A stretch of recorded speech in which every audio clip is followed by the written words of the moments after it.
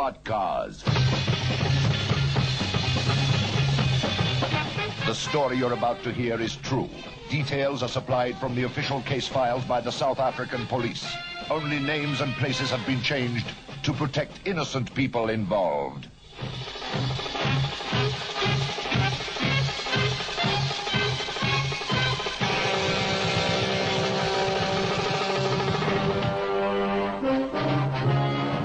Eastern Transvaal, January the 17th, 4:30 p.m.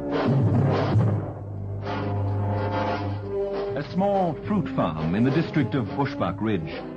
The setting sun throws long shadows across the green leaves of the grenadilla plants. Wisps of smoke drift silently upward from a cluster of labourers' cottages.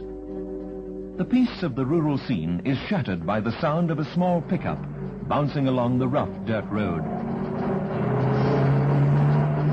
At the sound of the motor, a tall, unkempt man pulls himself upright from a wattle pole against which he has been leaning. He replaces the stub end of a cigarette in his mouth and insolently surveys the approaching truck.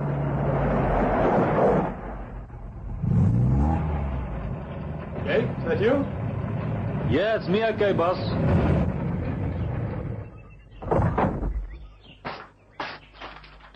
Loading all over? Well, not exactly. Not exactly. And just what does that mean? Means we haven't finished yet, that's what. I see. Just how much have you done? Couple of dozen cases. A couple of dozen? Do you remember how many we have to send to Nelspruit in the morning? Oh, no, I don't actually remember. 150, Jake. That's how many. Well, it's your fault making us work in that filthy little shed. Filthy and hot. I wouldn't keep a dog in there. What you pay us? Peanuts. Peanuts we get here. I see. You don't like this place at all, do you? Well, there's only one answer, isn't there? You can go up to your room, pack your bags, and get out. Now! You giving me the sack? If you like to put it that way. You stupid fool! I didn't want to do that, Jake. You brought it on yourself. I'll kill you for that. Kill you!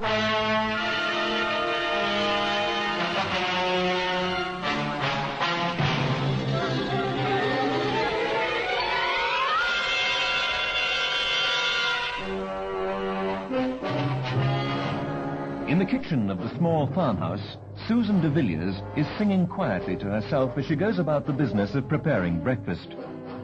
The bright morning sun streams through the windows, highlighting the aromatic smoke rising from a sizzling frying pan.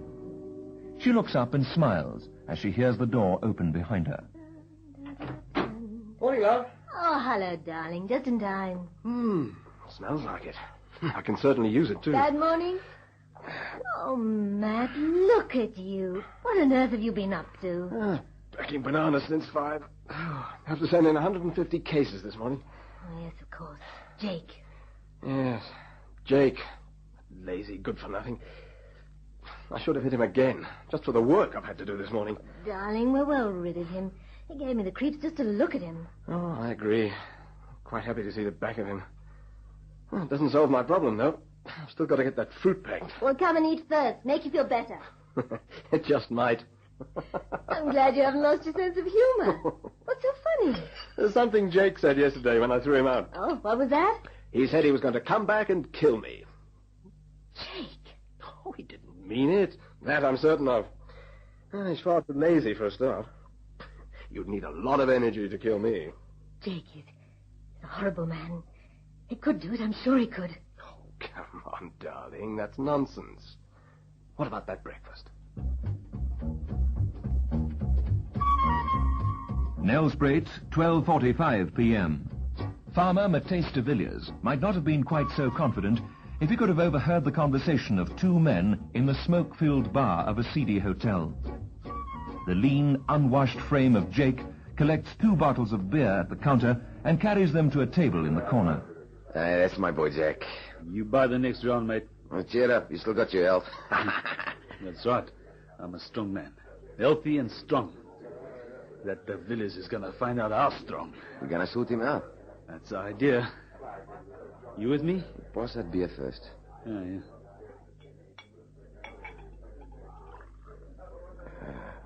Cheers. Well, you're going to help me, aren't you? That depends what you want done, doesn't it? Could make a bit out of it.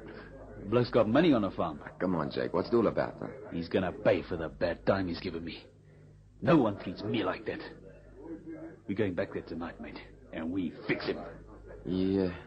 You know that place well, hey, Jake? Yeah, of course I do. I worked there for nearly 6 months. I know it like a back of my hand. You say he keeps his cash on the farm? Well, maybe not all of it, but he's always got a roll up there. Where does he keep it? I don't know. Office, I suppose. That's where I saw it. He's got a cash box in the office. Right. You got a bargain. Hey. You coming with me then? Yeah. Yeah, Jake. I'll come with you.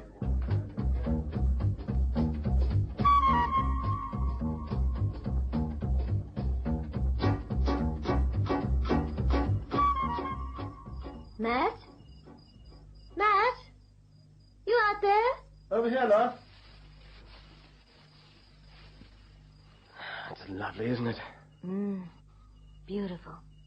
I love the farm at night. Especially on a night like this. Clear, quiet. Just look at all those stars. Hard to believe. Make you feel so small. Come on, love. Inside. You'll be getting cold in a minute. On a night like this, feels like a warm bath. But I'm tired. It's been a bad day. It's being a worse one tomorrow. Hey, Matt. There's a car down there. Look, you can see the lights coming along the road. I wonder who it is. Could be anybody. That's the road to Horoscope. But I mean, who on earth would be using the road this time of night? I don't know, love. I'm far too tired to care. Come on, let's go to bed.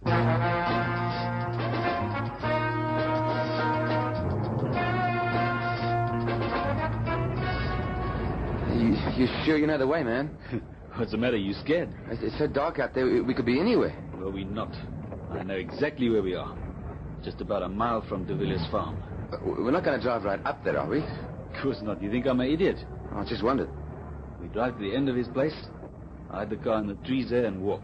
Jake, man, I just thought, what if he chases us? We'll have to run miles to get back to the car. He'll get us, man. No chance. Yeah, but Jake... No chance. When we finished with De Villiers, he's not going to chase anyone.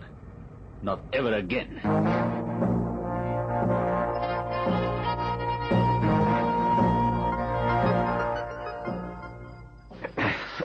Quiet! You be quiet. Jake, man, I can't see anything, man. It's dark. Don't want him to hear us. He'll be out with his 12-bore and waiting for us if we're not careful. Listen, Jake, maybe this isn't such a good idea after all. Maybe we should... Here. Stand still. What's the matter? There's the house. There's a light on. Yeah, it's a lounge. That's where they're sitting. Quiet little family scene. He's in for a nasty surprise.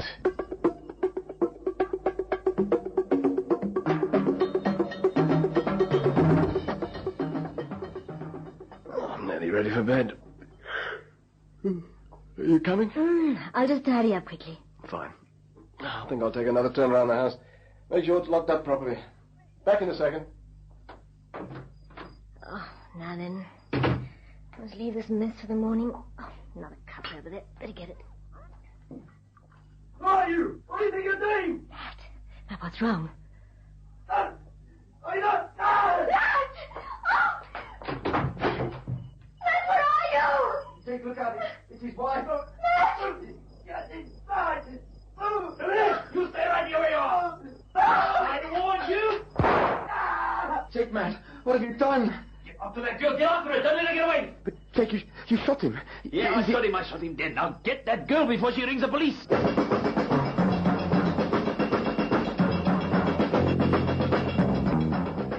I chased her, Jake. Right into there. Did you get her? Man, I couldn't. She rushed into the bedroom and slammed the door. I couldn't get in. I think there's a bolt or something on the other side. She's still there. Yeah, she's in there. She won't come out. That's okay, then. There's no phone in there. She can't do anything. Now, let's go and get his money. But Jake, you just can't leave him there. He's dead now. Too late to do anything. Now, come on, will you? You killed him. We killed him. What do you mean? I didn't touch him. I didn't want this to happen. It makes no difference. You with me. You just as guilty. That's what the cops will say. It's the law. No, Jake, I didn't. Please, Jake. Now, if you don't want to hang for this, mate, you just better come and give me a hand. January the 19th, 8:32 a.m. In the charge office of the Graskop police station. The young constable behind the counter is busy filling in a report form when a shadow fills the open doorway. He looks up to see the officer in charge of the local CID, Captain Andre Linhoff, standing at the counter. Yes, sir? You're a local boy, aren't you, Constable? Oh, that's right, sir. My family has a farm over at Bushbuck Ridge. Then you're just the men we need. I've spoken to your sergeant. You're coming with me. The car's outside. Oh, what's the trouble, sir? I want you to take me to de Villiers' farm.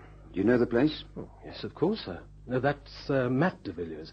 We've just had a call from his wife. He's dead. Murdered.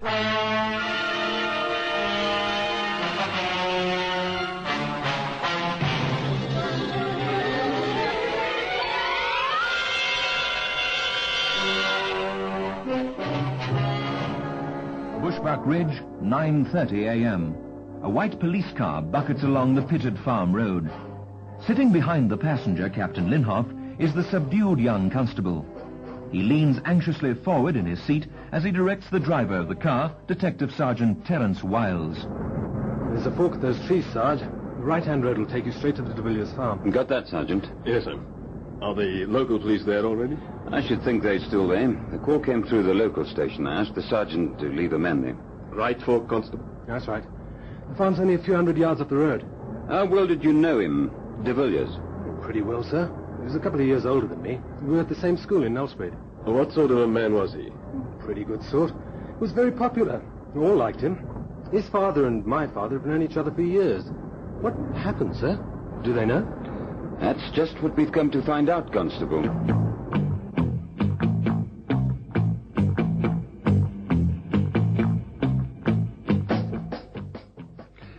Now then, Mrs. de Villiers, I know what a terrible shock this must be for you. If we went away and came back this afternoon... No, thank you, Captain. I'd rather talk about it now. I want you to find those men. Thank you, Mrs. de Villiers. If you can help us, give us some sort of clue to work on, we'll be able to get after them before the trail goes cold. There were two of them. They had a gun. One of them did. He shot Matt. You saw these men? Yes, I saw them. But it was dark. It all happened outside, over near the garage. I showed you the place. And it was too dark to recognize them? No. I recognized him all right. As soon as I heard his voice, I knew who he was. You know the man who killed your husband, Mrs. de Villiers? That's right. I don't know who the other man was. But the one who shot Matt was Jake. Jake Randers. You're sure about this? You couldn't have made a mistake. No, I'm sure enough, Captain. Find Jake Randers, and you find my husband's murderer.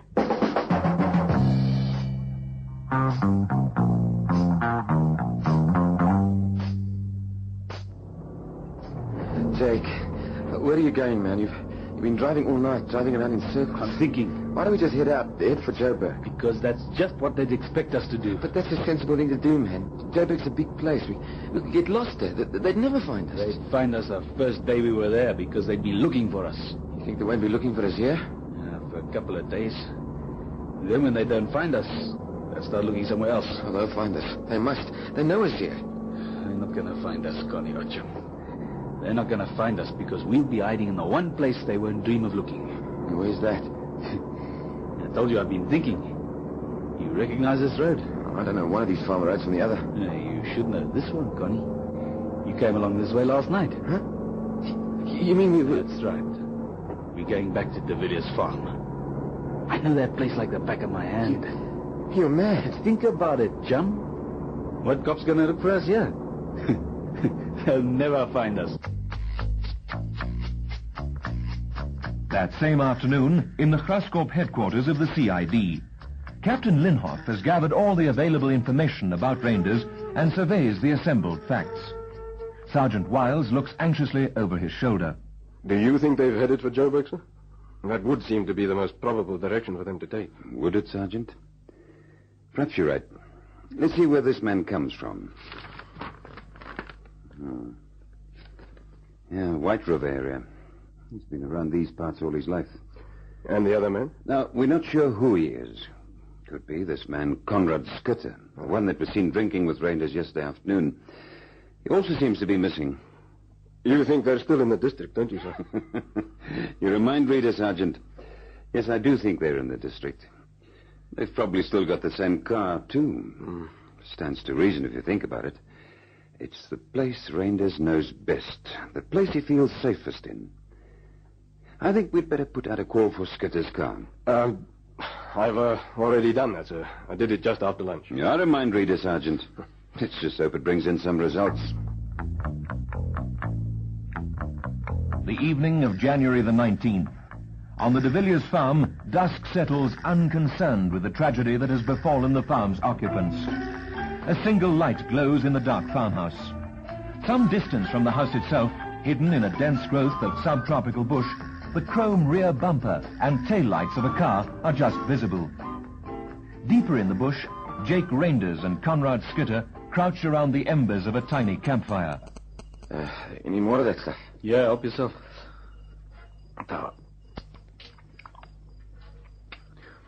Hey, Jake, this is quite a place. They'll never find us near, man. I told you, didn't I? Yeah, that's it. Finished. You go carefully with that graze, man. What do you mean? We bought tons of this stuff. Lasted for weeks. Yeah, the rate you eating it? I shouldn't be surprised if you polish off that lot for breakfast tomorrow. I mean, don't be like that. We're safe here, man. You said so yourself. What do you say to little Dop? You lay off that stuff. You had one bottle already. That's what it's for, to drink. Come on, Jake. Give us a big smile. Come on, mate. Where's the old confidence? Sit down, Con. Hey, what's the matter? I thought you... I said sit down. That wasn't a... I mean, you shouldn't have done that, Jake. You gonna stop me? Yeah, I'm gonna stop you. You try something like that again, and I'll do you in. So help me, I will. Oh, yeah? Well, you better do it quickly, because I've still got that gun. I fixed de Villiers. You won't hurt me to fix you as well.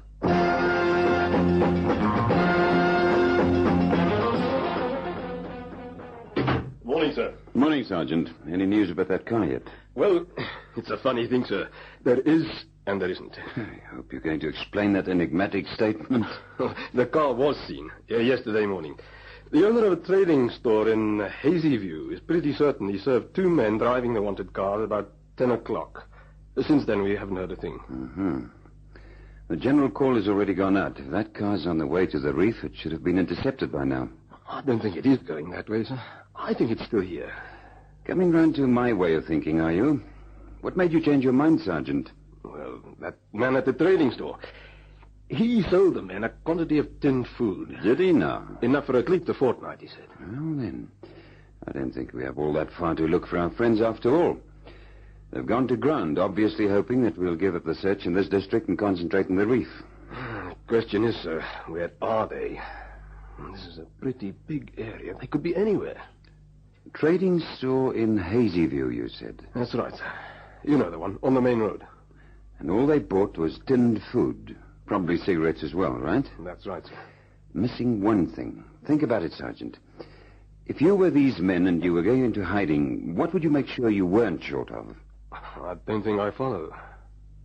Oh, wait a minute. What about liquor? Exactly. Check with all the bottle stores in the district. Chances are they bought the liquor after the food. If they did, they would have been on their way to wherever they're going. If we take a line from Hazyview, we'll narrow the area a great deal.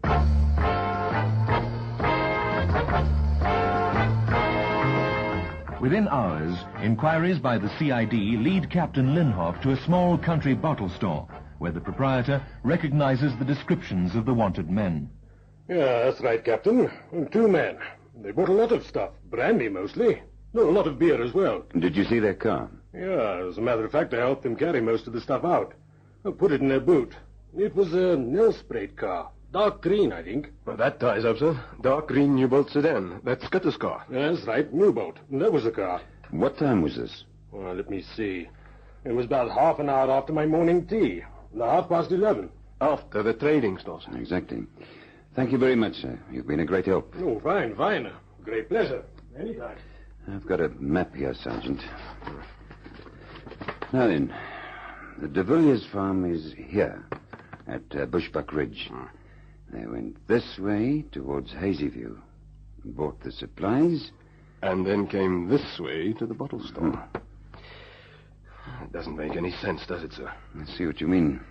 They would have had to double back. The bottle store's on the road back to Bushbuck Ridge from Hazyview. Well, men on the run don't double back. They just keep going. That's what I've always thought. If your guess is right, sir, he's a cleverer man than we think. You've just said it, Sergeant. Hiding in the last place we'd think of looking. The scene of the murder.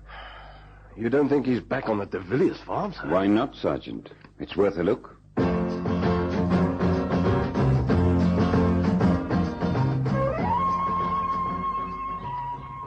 Gone. Hey, gone. Where the places are you? Gone. Now, where the... Uh-huh. Empty brandy bottle. That was nearly full last night. He can't have drunk a lot. He must have done. Drunk. He's drunk. He's gone wandering off somewhere. He doesn't know this place. He'll lose himself. Get picked up. I've got to find him. Find him before he... Gone! Gone! Where are you, man? Get back here!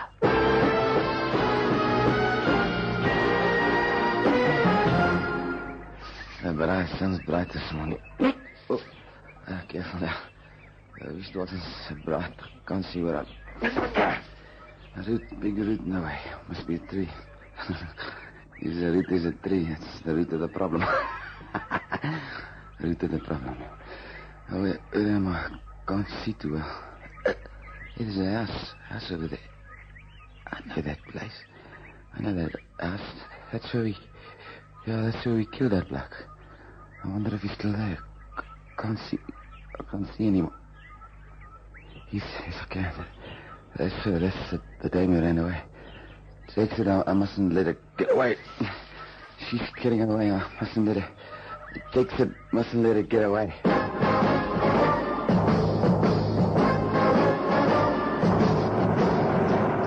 Not far now, sir. Farm turn-off just around that corner. Not a moment too soon, Sergeant. Why the hurry, sir? If they've gone to ground on the farm, they'll still be there. Of course they will. But Mrs. de Villiers is also there. On her own. You don't think They're dangerous men, Sergeant. I don't like taking any chances at all. Let's get there as soon as we can.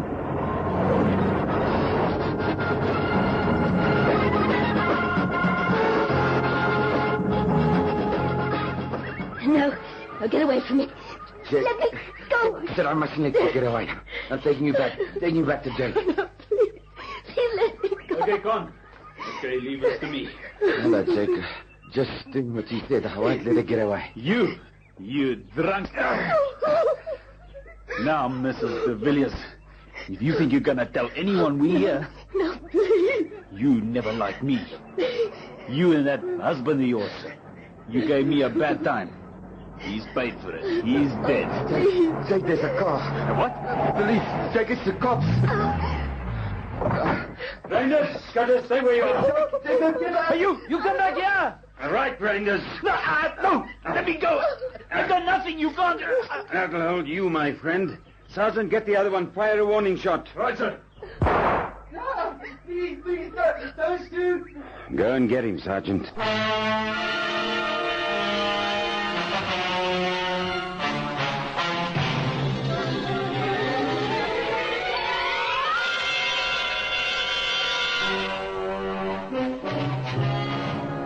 Both Reinders and Skitter entered the statutory plea of not guilty.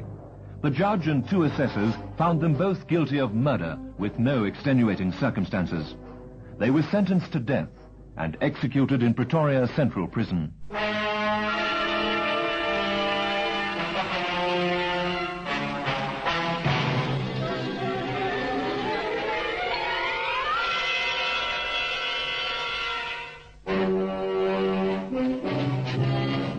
They prowl the empty streets at night, waiting, in fast cars, on foot, living with crime and violence.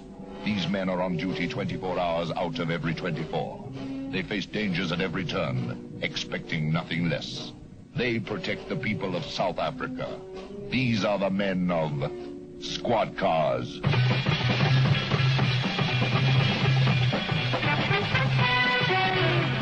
Listen again next Friday evening to another dramatic story in our authentic South African police series, Squad Cars. Squad Cars is directed by Colin Fish and produced by David Gooden.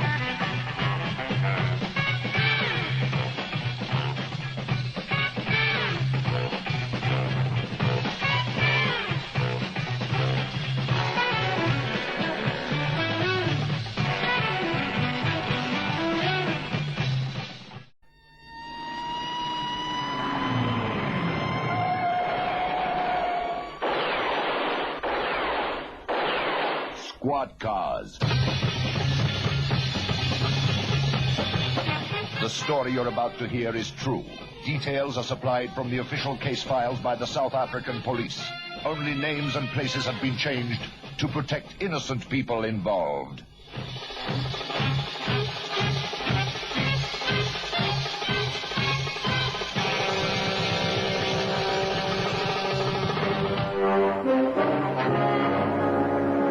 Johannesburg, March the 4th, 10:23 p.m. The corner of Polly and Fox Streets. A man is walking south. Thrown by the streetlights, his long shadow bounces and weaves along the pavement before him. His gait is unsteady. His senses are blurred so that he does not hear the soft footsteps behind him. Indeed, he is not aware that he is not alone until the other man is close beside him. Hey, hang on a sec, man. Huh? You got a match? The match? Oh, yeah. I've got one here somewhere. Matches. Wait a minute. Oh, here we are. Matches, yeah. Ah, thanks.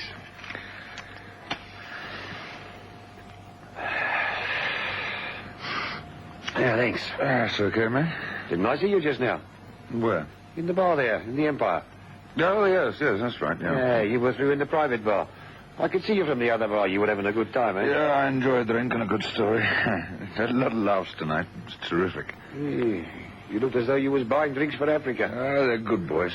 Friends of mine. Well, I hope you didn't let them take advantage of you. Never, man, never. Hadn't seen you in the Empire bar before. No, I live in Boksburg. I'm on the mines there. Day off today. Come into town to see about some glasses. I ran into this butter mine and we decided to have a few drinks. He said we should go to the Empire. Said they have a nice crowd there. Ooh, yeah, very lively. Yeah. Yeah, well, I'll be getting along then. Just hang on a sec, eh? Yeah?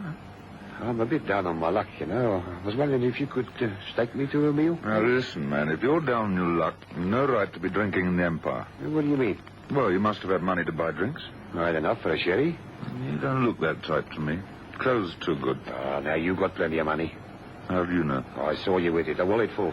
Listen, friend, there's hard-earned money. Money I work for. You look fit and healthy to me, capable of doing job work. Come on, man, just a couple of rand, eh? Not a chance. Leave me alone. Go and bother somebody else. Just a couple of rand. Hey, take your hand off my jacket. Or else what? Well, I may have had one over the eight, but I can handle myself all right. Give me that wallet. Well, I won't tell you again. Take your hand off my jacket. Shut up. Hey. I want that wallet. Help. Shut up. Help me, somebody. I said shut up. Help. Shut up. Oh, don't hit me. I'll hit you, man, or I'll kill you, man, eh? I got a wife and kids. I wasn't bothering you. Shut up. Oh, no, man. Leave me alone. Flashing you.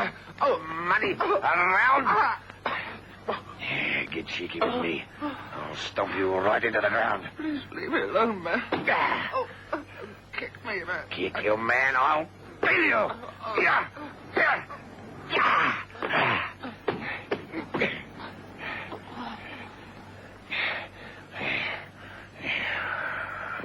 Swine. Thought he was better than me, eh? Swine. Yeah, he's going to wake up and find his wallet gone. Nice fat wallet it is, too, eh? Yeah, not a bad watch either. All right, my friend. We'll have that also. Here we are. My friend, I'd leave you money for some aspirins, but I've got no small change. 11:05 p.m. John Powley, a newspaperman, having discovered the body of the miner in the gutter while on his way from the Empire Bar to his newspaper office, and having phoned the flying squad, waits with a group of men at the scene of the murder for the arrival of a squad car. Control to car 23. Come in, car 23. Car 23 to control, receiving you. Over. Proceed to the corner of Polly and Fox Streets, where the discovery of a body has been reported. Investigate and report your findings. Over. We're en route for the decision you indicate. Message received and understood. Over and out.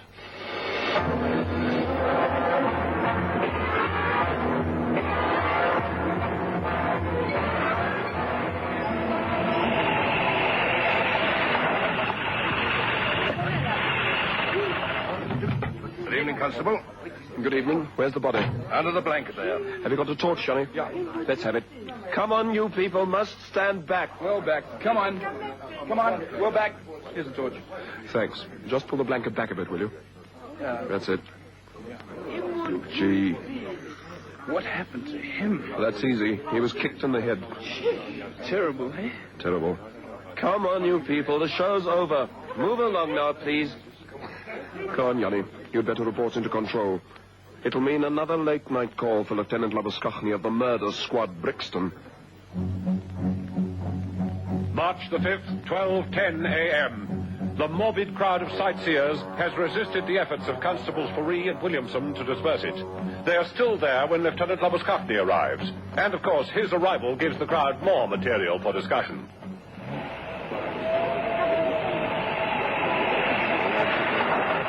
I saw it. Come along now. Will you move along, please?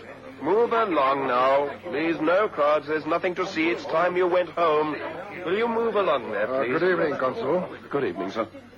These are the sort of people who used to attend public executions. Yes, sir. We've tried everything. They just won't go away.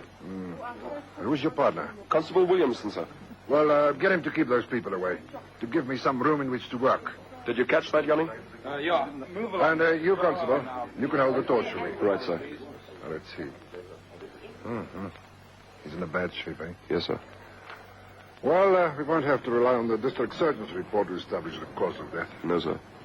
I've seen men who have been kicked in the head before, but I've never seen one like this. This indentation here is in the shape of a heel. He's been stamped on very hard, right in the middle of the forehead. Poor devil. Well, we better have a look through his pockets. Pipe smoker. Pipe. Pouch. Matches. Another pocket. Nothing. Pocket fluff. Trouser pockets. Car keys. Pen knife. Handkerchief. With the initial E. Now we're getting somewhere, Constable. Yes, sir. Inside jacket pocket. This is better. A letter addressed to Mr. E. Nagel, 17 Westlake Terrace, Boksburg. E on the handkerchief. E on the envelope. Well, the odds are less than 5 to 1 that the deceased is E. Nagel. Now, let's have a look and see what the letter says. It's a letter from an optician in Jeff Street telling Mr. Nagel that his appointment is for 3:15 p.m. on March the 4th. Well, that was yesterday. We won't have any trouble identifying this one. There's more than enough to go on. I wonder what time it happened. Oh, well, district surgeon will be able to answer that one. Now, if he lives in Boksburg and had an appointment in Johannesburg here at 3:15, must have been having his eyes tested. And that would take, well, let's say half an hour to 3/4 of an hour. And where was he from about 4 o'clock until this happened? Can you smell liquor on him, Constable? Yes, sir. A lot or a bit? There's a faint smell of liquor. He was probably in the Empire. And he must have been walking down this way, around about closing time.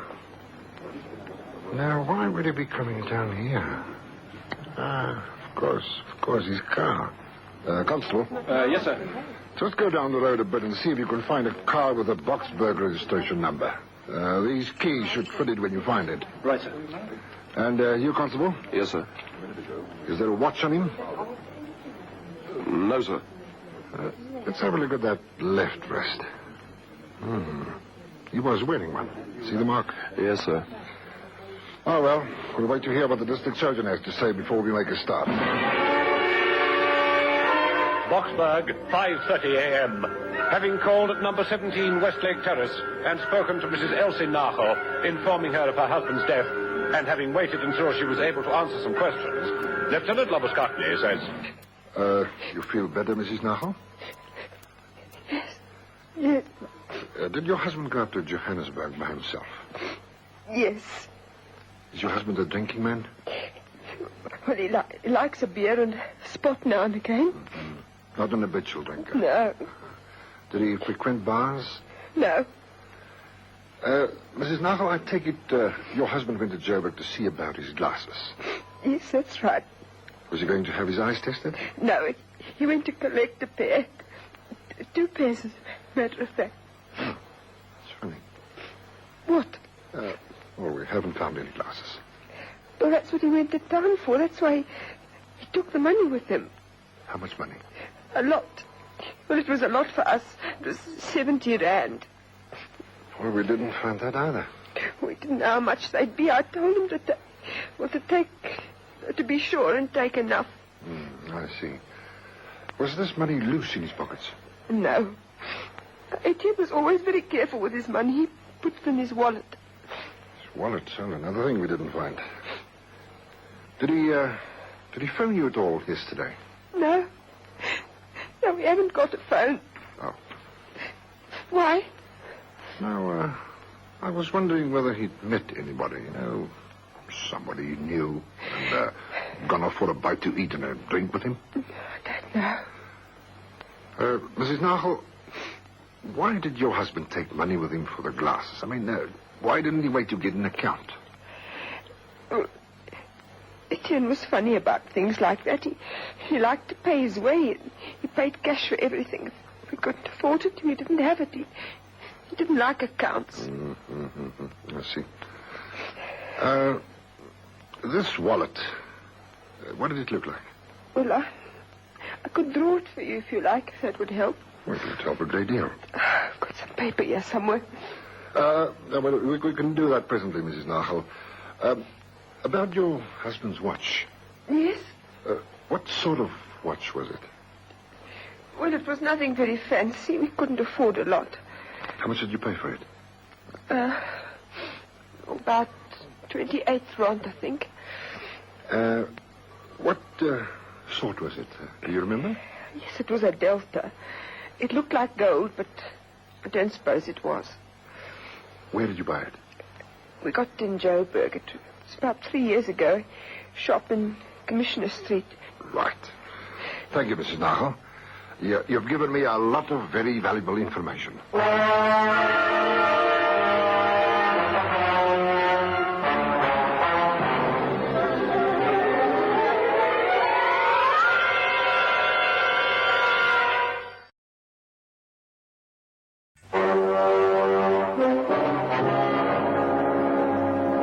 Johannesburg Police Headquarters, 8:53 a.m.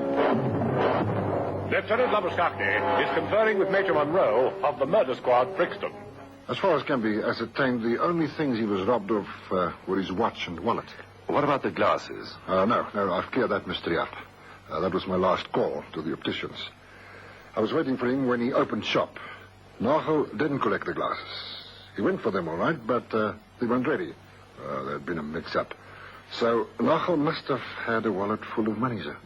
You haven't wasted any time. Yeah, what are you going to do now? Well, I'm going from here to that jeweler in Commissioner Street, the one who supplied the watch. Good. And then?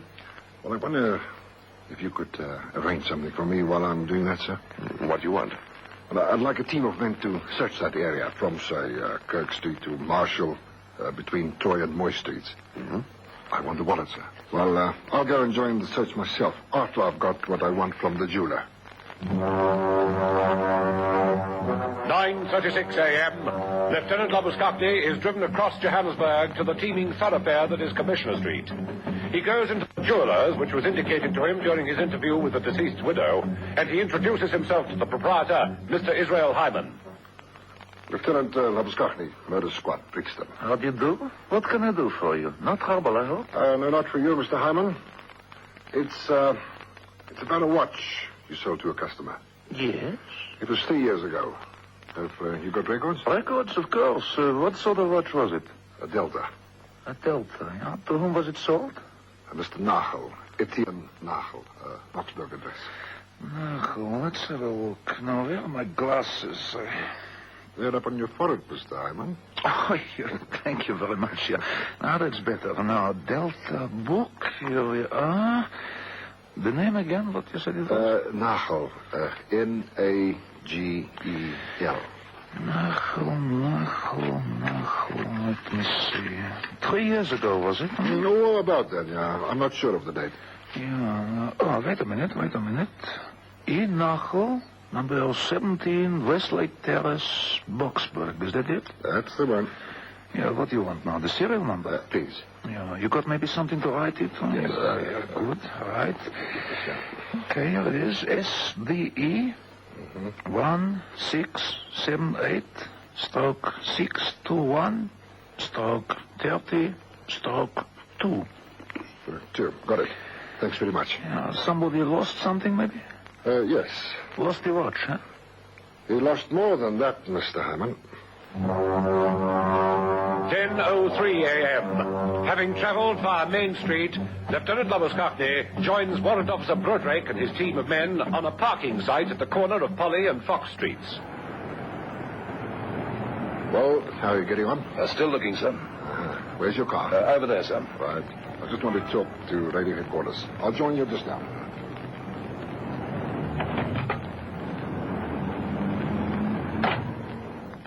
Control. This is Lieutenant Loboskakny, Murder Squad Brixton. Over. Receiving you, sir. Go ahead, please. Over. I have a serial number of a watch here. I want you to take it down. Over. Ready when you are, sir. SDE 1678/621/30/2. It's a Delta, gold color. That number and description is to be circulated to all stations throughout the Republic. If anybody comes across it, the wearer of the watch is to be detained in connection with the Johannesburg murder.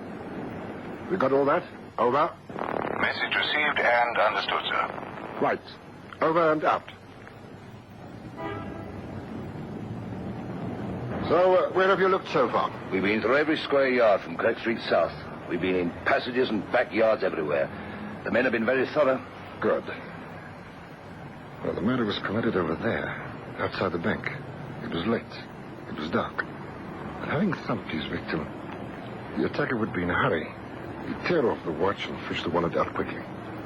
The watch he'd stuff into his pocket. Now, what would he do with the wallet? I don't know, sir. It's 10 to 1 he'd open it to see if the money was inside. That's if he knew there was money in the wallet. As it happens, there was. The attacker would see the money, and I don't think he'd be able to resist taking it out.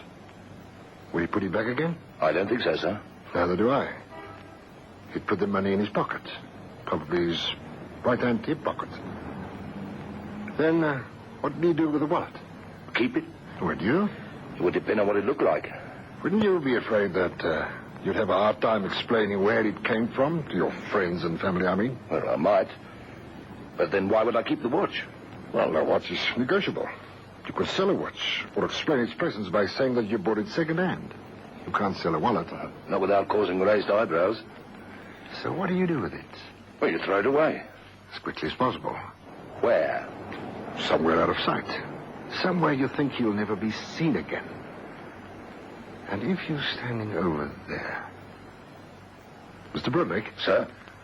I want that manhole in the street taken up. The manhole? It would take 2 men to lift that. The murderer couldn't have done it on his own. Quite right. But that must be the way into the stormwater drain. The water would flow in from the gutter on the corner there. And that's where I would have thrown the wallet. Now, let's have a look. 10:52 a.m. Having sent for keys with which to lift the heavy manhole cover, Lieutenant Loboskakny, armed with a torch, descends into the stormwater drain. He is followed by Warrant Officer Brodrake. Mind my fingers, Mr. Brodrake. Sorry, sir. And mind your head when you reach the bottom. Right, sir. You can't stand up straight. I hope there isn't a storm over down here, sir. That's a happy thought, I must say. Which way do we go? Shine your torch. Along there. It's not far. Come on.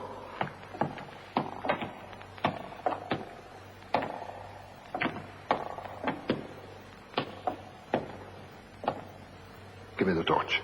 Thanks. Now, hang on. Now, the water comes in up there. See? Yes, sir.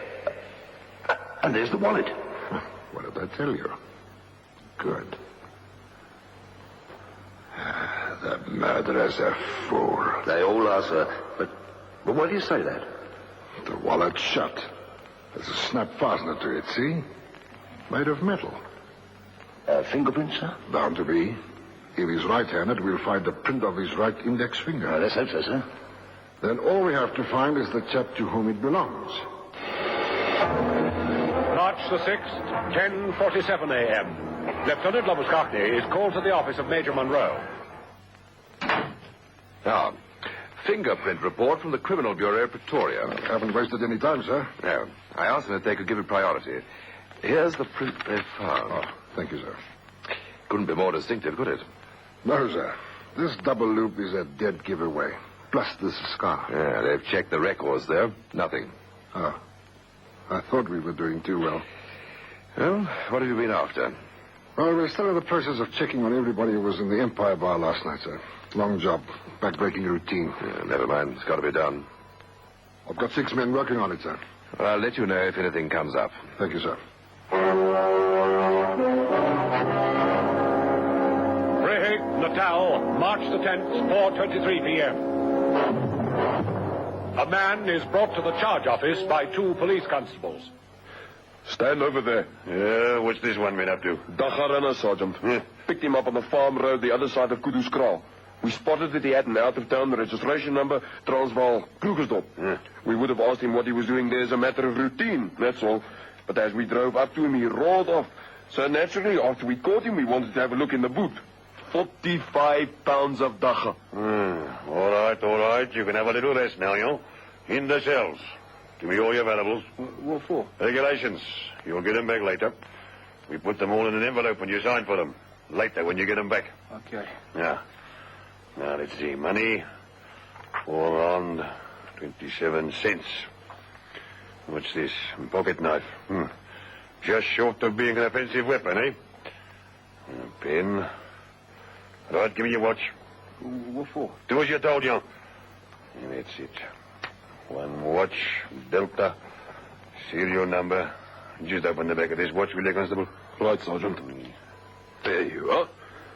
Read out the number, will you? SDE 1678 stroke 621 stroke 30 stroke 2. Right. Anything else? No. Silly boy, eh? Johannesburg, March the 11th, 10:42 a.m. The phone on Lieutenant Lobuskakny's desk rings. Lieutenant Lobuskakny. Major Monroe here. Good morning, sir. Good morning. I got what looks like a break for you. A report from Vryheid about that watch in the Nachel case. Yes, sir. The Dagga runner picked up on a farm road. Is he our man? I don't know. I've only just received the information. You better get down there. Right, sir. I'm on my way.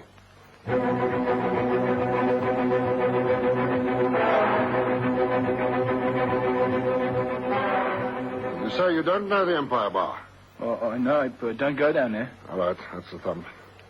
Ink your index finger on the pad there. That's it. Now, let's have it on the card. No, I'll press it. That's it. Now, where's my magnifying glass? Oh, here we are. What are you laughing at? I was laughing. You better not. Stand up straight. Now then, let's have a look here. Any luck, sir? No. This print has a tinted arch. I'm looking for one with a double loop and a little scar. You're a very lucky boy. You were in danger of being booked for murder. Murder? Where'd you get this watch? I bought it. Yeah? From whom? A pal of mine. Uh-huh. And where do I find him? Well, you mustn't tell him I told you. What's his name? Where does he live? He'll stick me out properly if he knows I shot him. Come on, man. Stop wasting my time. What's his name? His name's Donnelly. Lives in Boyson's, somewhere in Nelson Street. Nelson Street. Didn't you ask him where he got it from? Yes. Yes, and what did he say? He said he won it in a raffle. March the 12th, 6:30 a.m. Lieutenant Lobuskakny is knocking on the door of a house in Nelson Street, Boyson's, the house in which he has ascertained Donnelly lives.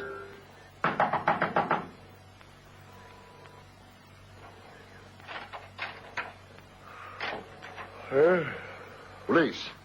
Is your name Donnelly? That's right. Cyril Donnelly? Yeah? What do you want? Have you ever seen this watch before? No? It's never belonged to you? No. Here's my watch, the one I'm wearing. What's this all about anyway?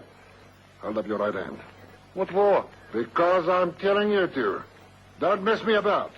Because I've got a warrant. Hold up your hand and hold it still. What are you looking at my finger for?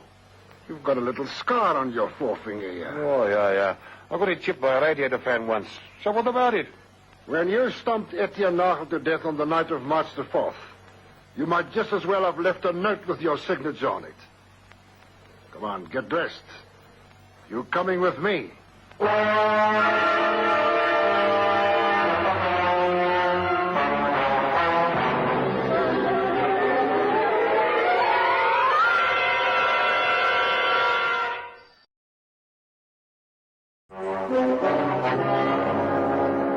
In the house in Nelson Street, Lieutenant Obuscockney found a pair of shoes.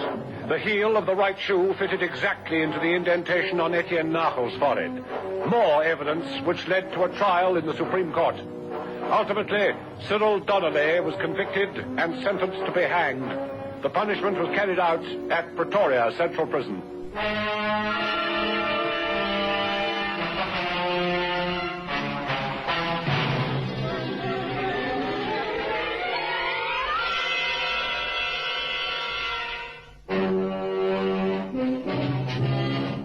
They prowl the empty streets at night, waiting, in fast cars, on foot, living with crime and violence. These men are on duty 24 hours out of every 24. They face dangers at every turn, expecting nothing less. They protect the people of South Africa. These are the men of Squad Cars.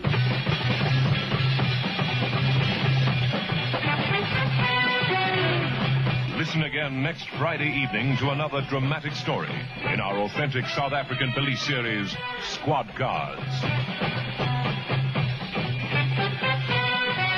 Squad Cars is directed by Colin Fish and produced by David Gooden.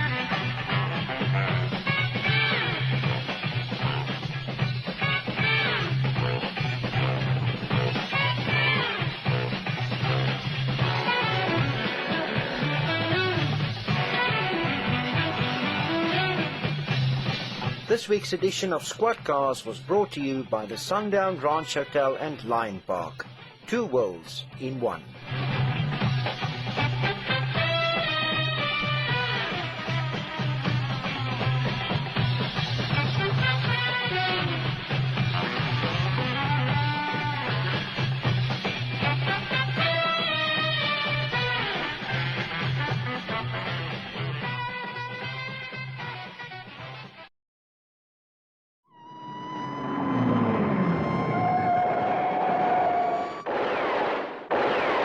Squad Cars. The story you're about to hear is true. Details are supplied from the official case files by the South African police. Only names and places have been changed to protect innocent people involved.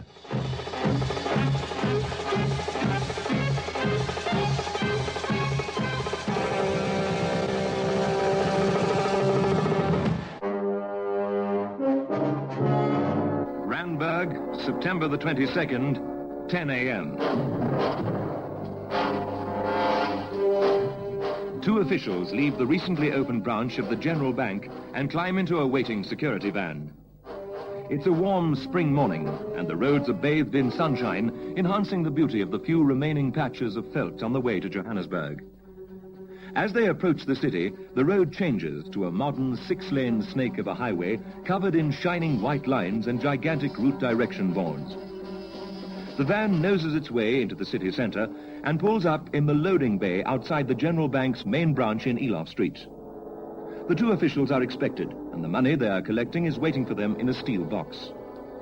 Herman Pretorius, the security guard driver, helps one of the bank officials, Arthur Nell, to load the money into the rear of the van, whilst the other bankman, William Evans, signs the necessary documents to facilitate the transfer. Hey, man, that's quite a wait. What's inside there? Solid gold? Not as far as I know. The people of Randburg would rather have paper money than gold. I didn't know paper could be so heavy. It's these steel boxes that weigh so much. The man who discovers something just as strong but 10 times as light will make a fortune. Mind you, I think there is something already.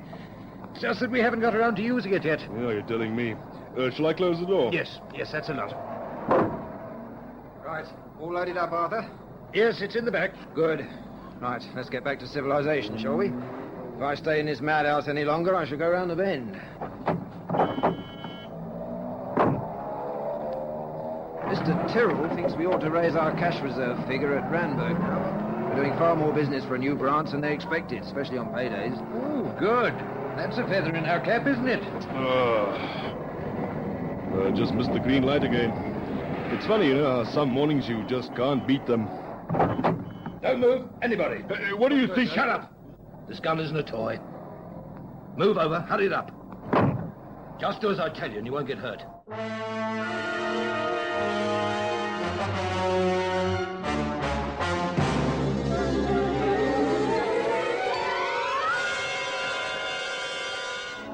"10:45 a.m.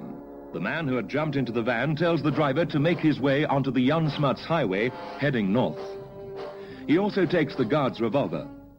The 2 bank officials sit motionless in the back, a revolver pointing straight at them. One of the men, Nell, also has a revolver, but it's in his pockets, and he has not yet had an opportunity to reach it.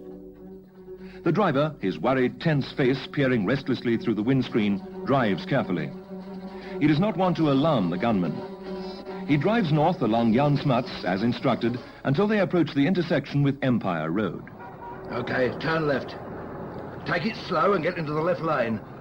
Don't do anything that might attract attention, or you'll get a bullet in your head. Where are you taking us? I'll see.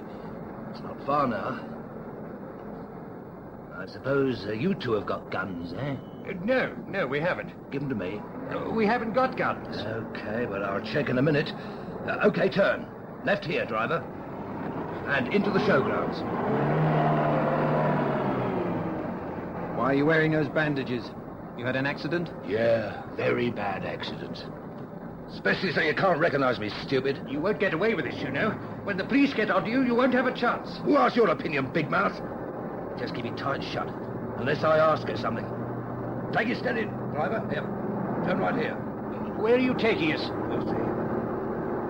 Pull up by those green doors, driver, where it says Eastern Pavilion. All right, driver. Get out and open the door. Just enough for us to get through. And don't try anything clever, understand? All right.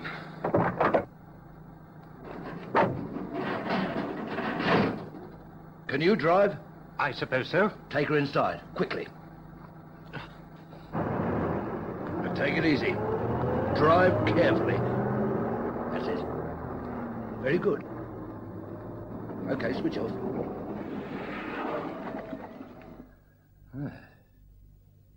Quiet, isn't it? All right. Get out of the van and stand round the back, by the rear door. Don't try, friend. Come here. Give me the gun, quickly. Thank you. I thought you said you weren't armed. You didn't have to. Get round the back. You 2, put your arms up. Nice and high. That's it. Just our hero friend with the gun, was it? Who's got the keys to the door? I have. Open it then. And the strong box? Who's got the key to that? Come on. I have. Open it up, please. Let's have a look at all that lovely money.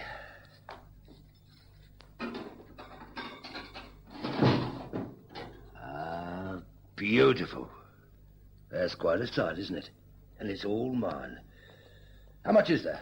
I don't know. I was only driving. I don't work for the bank. I know that. I wasn't talking to you. Hey, you.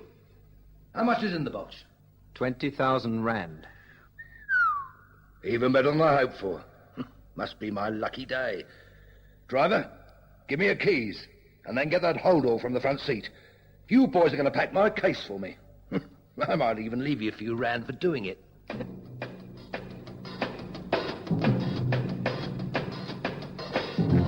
Under the watchful eye of the gunman, Evans and Nell load the money from the steel box into the leather hold-all. He then makes all three men lie on the concrete floor of the pavilion and quickly binds their hands and feet. There. Not the greatest knots I've ever tied in my life, but good enough to keep you lot quiet for a few minutes. And that'll be quite long enough for me. I hope they put you inside for life, you scum. I don't think so, friend. In any case, they've got to catch me first.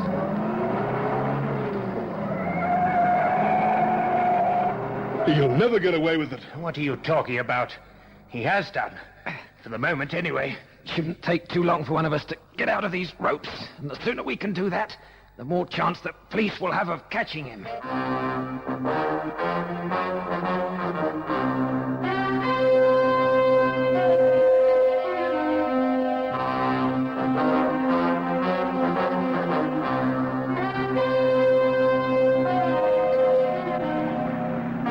Lovely morning, Constable. I think summer's on the way at last. Yes, sir. Looks like it. Time to think about a bit of swimming again. You mean to tell me you find time to swim? I don't know how you do it. Control to all cars. Control to all cars. Hold-up robbery of bank money on transfer just taken place in the Milner Park area. Armed gunman used security man number TJ7277. TJ7277, this getaway vehicle. Has leather hold-all containing 20,000 rot with him. No further description available at present. Repeat van number TJ7277. A green Corinth van. A green Corinth van. Over and out. That's quite a haul, sir. 20,000 rand. Control to car 36. Control to car 36. Come in, please, 36. Over. Car 36 to control. Car 36 to control. Receive your control. Over. State your position, 36. Over. We are in Auckland Park, traveling east along First Avenue, approaching the Kingsway intersection with Greenwood Road. Over. Proceed at once to the showground, Eastern Pavilion, and collect the men who were in charge of the bank's money. Names, Evans, Nell, and Pretorius. Evans, Nell, and Pretorius. Bring them into John Forster Square. Over. Received your message, Control. Over. That's all. Over and out. That won't take us long. Just cut through on Stanley and Empire, and we're there. Some of these chaps really amaze me, you know. Bit of petty thieving in the dead of night, that's one thing. But to pull a stunt like this in broad daylight, that's quite another thing. Yes, sir. Hey, look at that van pulled up on the grass verge. That's a green Corinth van. Did you write down the number, sir? Of course I did, laddie. You trying to teach me my job? No, sir. All right. No time for that. TJ7277. That's the one, sir. Better take a look, hadn't we? You're darn right we had.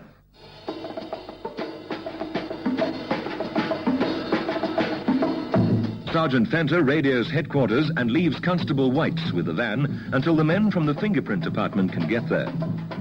Fenter drives car 36 himself to the showgrounds and takes the three waiting men to John Forster Square, where they are interviewed one by one by Lieutenant Lowe of the Murder and Robbery Squad.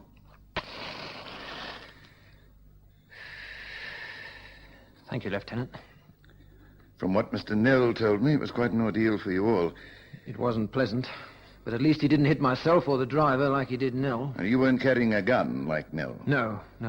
When we're transferring large amounts of money, it's usual for one of us to be armed, but we're not really trained guards, you understand. The man from the security was really more of a driver than a guard. We really only hired the driver and the van, not a full service.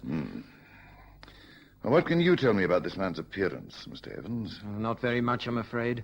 His head was fully bandaged up, right down to his eyes, and he had a large piece of plaster across his nose, which hid most of the rest of his face. Height, weight, clothes, anything along those lines may also be useful.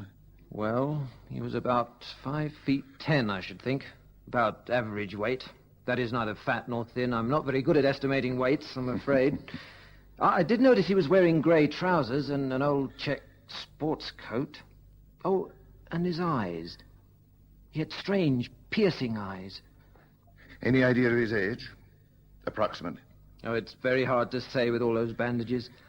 From his voice, I'd say about 30 to 35, somewhere around there. I could be terribly wrong about that, though. It's very difficult, Lieutenant. I appreciate that, Mr. Evans. However, your colleague put him at about the same age, so we'll work on those lines to start with, until we find evidence to the contrary. Yes? There's a Mr. Stevens to see you, sir, from the General Bank. Ah, good. Show him up here, will you? Right, sir.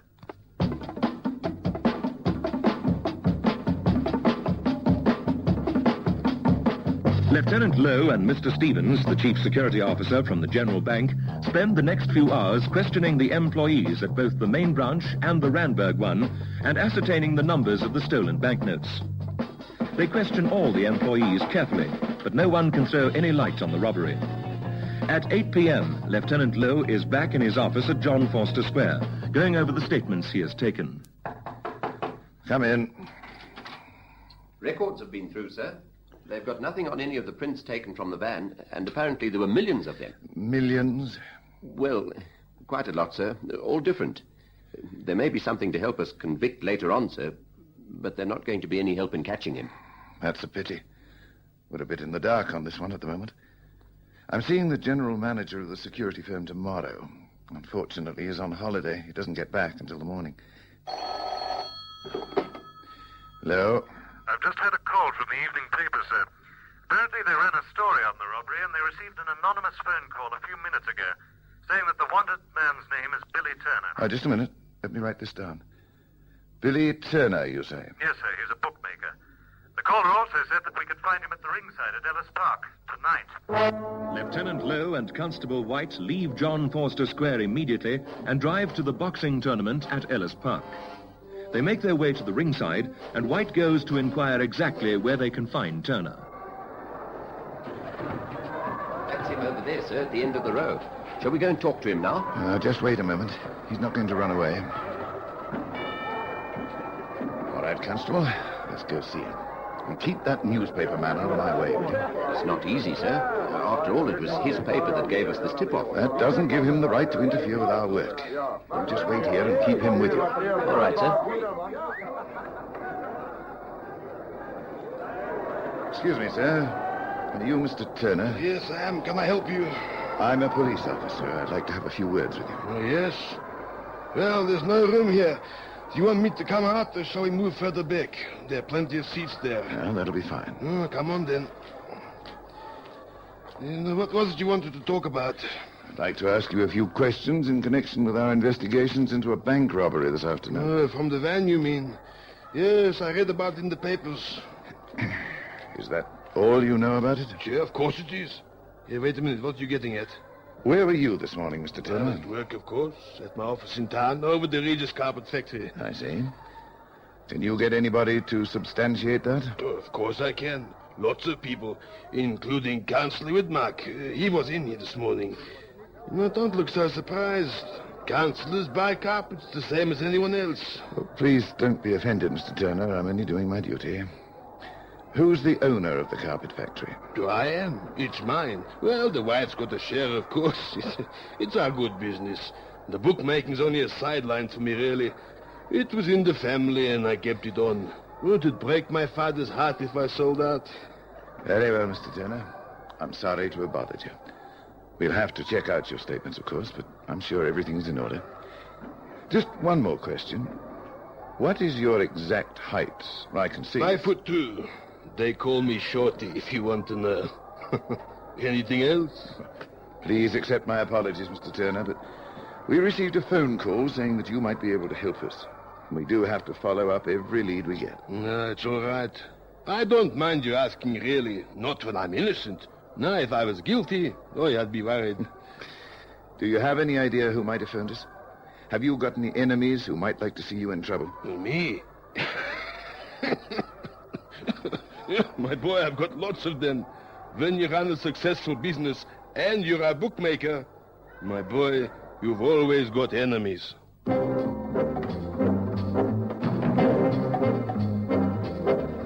Lieutenant Lowe checks Turner's alibi and finds it to be correct. He is not surprised. He is used to anonymous telephone calls and used to them proving fruitless. But he has to check. It's all part of the job. At 10 o'clock, he speaks to Evans again. Hello, Lowe speaking. I've got Mr. Evans on the line for you, sir. Oh, very well. Put him through. Hello, Lieutenant? Good morning, Mr. Evans. Sorry to bother you at home. Just one or two points I'd like to try and clear up. Oh, certainly. Well, I've got Mr. Wood from the security service outside. I'd like you to put me in the picture a little more before I speak to him. I'll tell you what I can, Lieutenant. How often do you transfer large amounts of money out to your Randburg branch, Mr. Evans? At the end of each month. It's usually somewhere between the 20th and the 24th. The last week of the month is usually very busy for us, so we try and get the money out a couple of days before the rush begins. I suppose all your staff know when you're going. Well, we don't advertise it, but it wouldn't be too difficult for them to find out. Do you always use the same van? No, not at all. We always use the same security service, but we've had several different vans and drivers.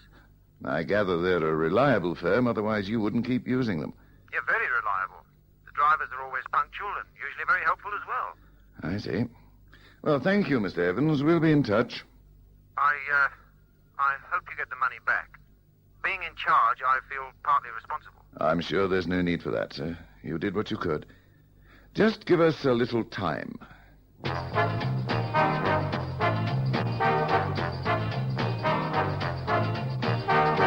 Lowe has a long talk with the owner of the security service employed by the bank, and a list is drawn up of all the drivers who have worked for the firm over the last 12 months.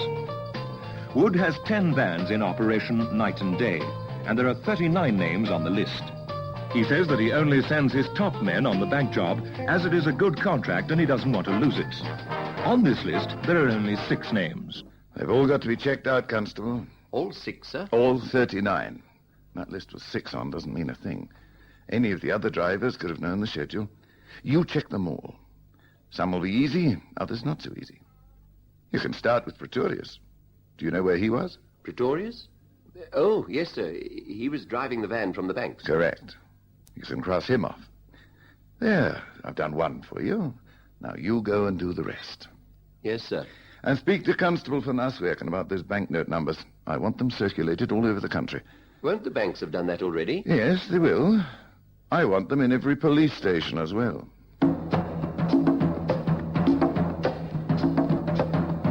The investigations continue, but there are no new leads to follow and still no sign of the stolen money.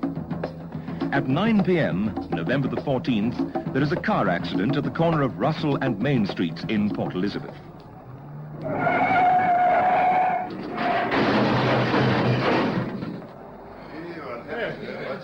Are you all right there?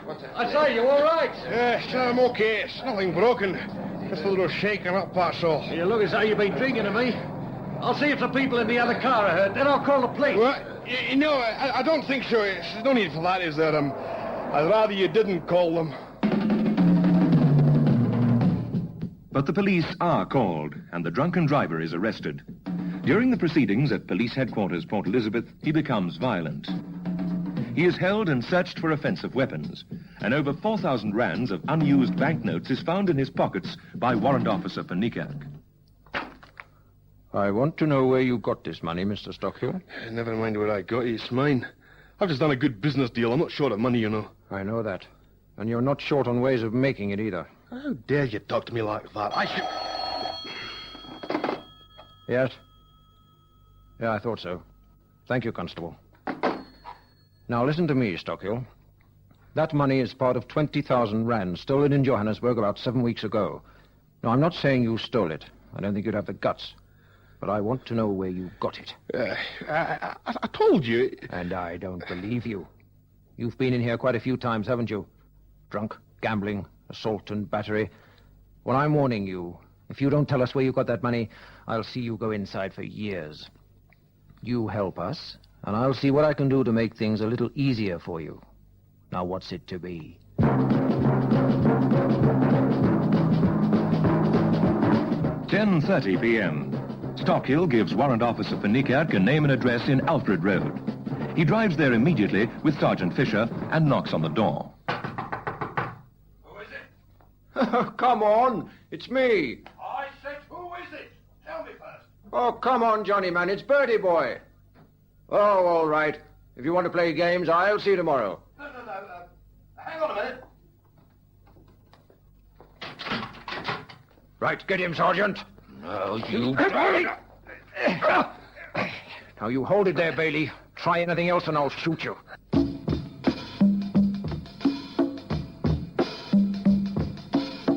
Before they take Bailey to the police station, van Niekerk and Fisher search the rooms. They find 6,000 rands in a jug on the mantel shelf, 3,000 rands in Bailey's clothing, and 7,000 rands in a large envelope nailed to the underside of the table. This money is also identified as being part of the stolen consignment. Bailey is flown to Johannesburg under police escort, where Lieutenant Lowe is waiting to take a statement. Do you really expect me to believe that? It's true. I was hoping to get rid of the money, change it into used notes. I admit that. That's why I approached Stockhill, but I had nothing to do with the actual robbery. I see.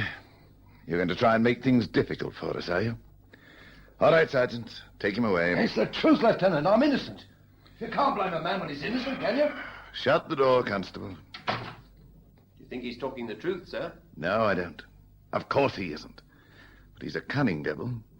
He knows that the money we found isn't necessarily enough to convict him of robbery, and he's right. It's up to us to prove it.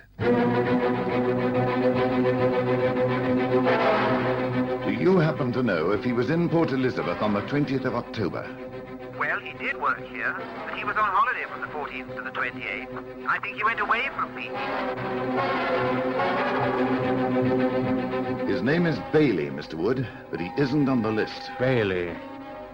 Really? Yes, of course. He was a clerk for me about 4 months ago. A clerk, not a driver.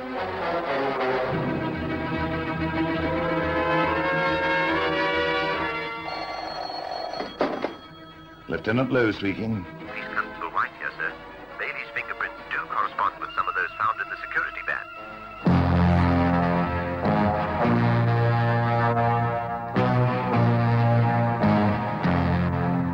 Lieutenant Lowe continues to build up his case against Bailey, but Bailey still insists that he was not present at the actual robbery. But the fingerprints, sir, how can he deny those? He doesn't have to. He says he could have left them there from when he was working for the firm. He thinks we're a bunch of morons. Have we got enough evidence against him yet, sir? Of course we have. And after this afternoon, we'll have a lot more. I'm holding an identification parade. 12 men, all with bandages and plasters. Sounds a bit chancy to me, sir. Do you think they'll pick him out? I think so. It's his eyes, White. He's got very distinctive eyes. At the identification parade, both the bank officials, Evans and Nell, and the security van driver select the man standing in the line. It is the same man on all 3 occasions. Well, Bailey, they all picked you. Yeah. And you know what, Lieutenant? They were right. At the Rand criminal sessions, Bailey pleaded guilty to the charge laid against him. 2 previous convictions were taken into account, one for theft and one for assault, and he was sentenced to 12 years imprisonment.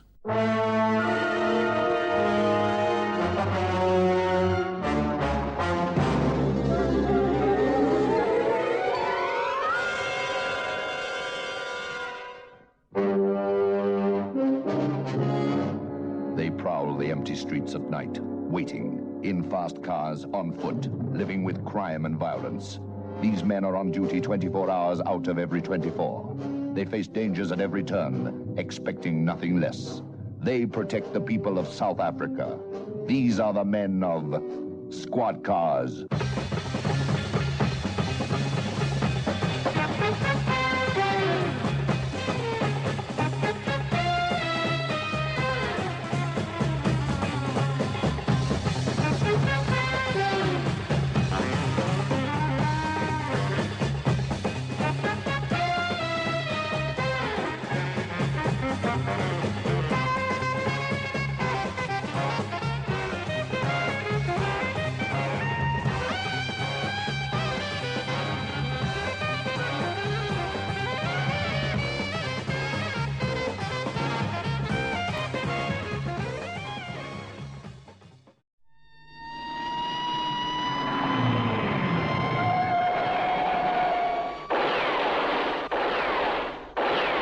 Squad cars.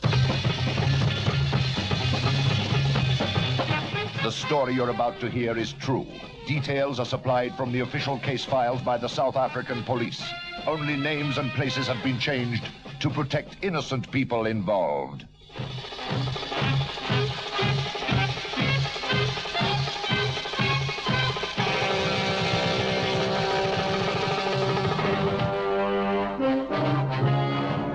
Johannesburg, December the 21st, 5:30 p.m. Charles Starkey, a teller at the Commercial Bank's main branch in Eloff Street, is slowly but surely managing to drive his small motor car through the endless stream of rush hour traffic. Machines and drivers are both becoming overheated and temperamental, which only adds to the confusion. The busiest street, in the busiest city, in the busiest country in Africa, is no place to be at this time, the week before Christmas. Starkey steadily drives in and out of the traffic, eventually breaks clear of the slow, ponderous mass, and picks up a little speed along Louis Botha Avenue, and hurries towards the small but neat and tidy flat he shares with a friend in Orange Grove. He has shared flats and worked for banks for nearly 40 years. At 5:50, he arrives home, makes a pot of tea, and is about to sit down when the telephone rings. Oh, no peace for the wicked. Hello. Charles Starkey speaking. Hello, Charles. Clifford Shears. How are you keeping, old boy? Oh, very well, thank you. Yes, and you? Very fit indeed. I thought I'd just give you a ring, Charles, because we thought we'd be seeing you as usual, and you seem just to have disappeared. Yes, I know. I meant to phone you before, but I've been rather busy at work. You know how it is. Yes. Well, I hoped I wouldn't have to mention it, but I was wondering... The money, I know. I've been meaning to do something about it, but it's been rather difficult. I'm sure. But it's difficult for all of us, Charles. I'm terribly sorry. Yes. Well, we'll leave it at that, then. Oh, and Charles... I'm listening.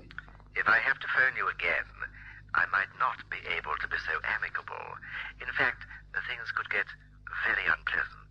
Very unpleasant indeed.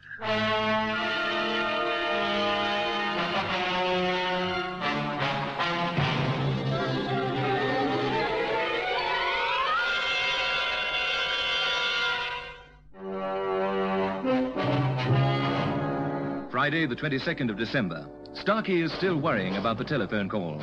He's on an early lunch break as he walks into a bar in Commissioner Street to meet an old friend, Harold Donnelly. Well, you're not exactly full of the joys of the Christmas season, are you, Charles? I'm sorry, Harold. I seem to be in a spot of bother, and it's getting me down a bit. And what sort of bother? Anything I can do to help? No, not really. Well, tell me anyway. You never know. I just might be able to suggest something. Oh, I shouldn't think so.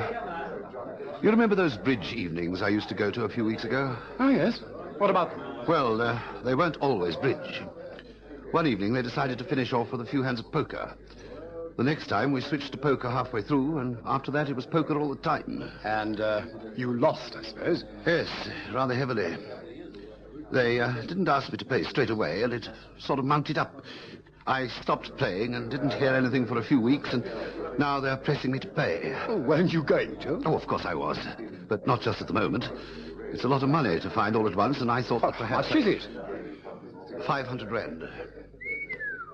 Why on earth did you have to lose that much? It seems an awful Well, the point is, they were all earning far more than I was, and I ended up playing for more than I could afford. And you lost. But you were always a good poker player, weren't you? You always did pretty well in the old days, as far as I can remember. Well, that doesn't make any difference. It doesn't matter how good you are. You've got to be able to afford to ride out a losing streak. They come to everyone, good, bad, or indifferent. At those stakes, I just didn't have a chance, even though I was a far better player than most of the others. You always were a gambler, Charles. Still, I suppose it could have happened to anyone. One of the risks of the game, huh? Not really. Gambling's fine. Millions of people gamble all over the world. The only thing is, you must stay within your means. I've got it. You go to your boss, tell him the problem, and get him to stake you in a game with the bank's money. You could even give him a small percentage of the winnings. Hey, you may have something there, Harry. What? Oh, come on now. I was only joking, you know that. Yes, I know you were. But it might just work. Oh, don't be ridiculous. They'd never lend you the money to go and gamble. No, of course they wouldn't. But what if they didn't know that I was going to gamble? What if they didn't even know that I'd borrowed the money? Now, look here. I didn't mean to give you the idea. I know you didn't, but you did, Harold. You just did.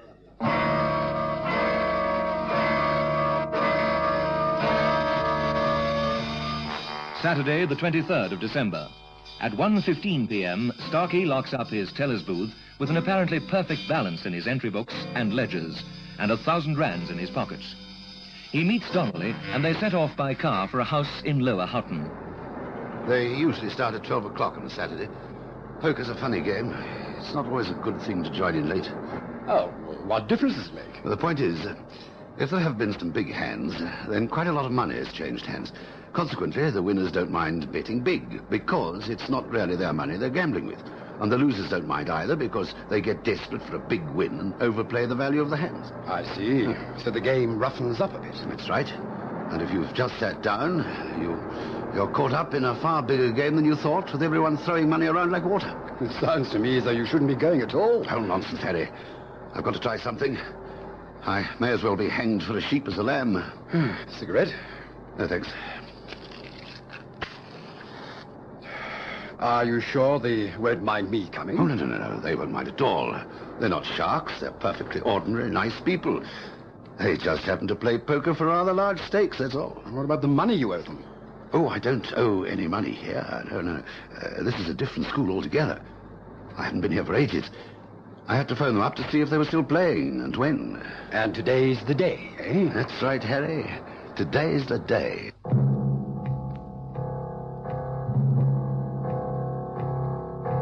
The two men arrive at the house, where a poker game is already in progress. Charles Starkey sits in, while his friend watches.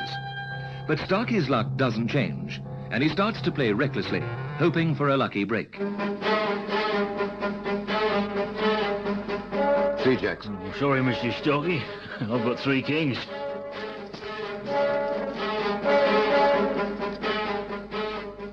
Two pairs. Aces high. It's yours. Take it. Full house. Queens and tins. I've got 4 nines. What a lovely song. A king flush. The king flush wins. I'm sorry, gentlemen. I'm afraid I'm finished.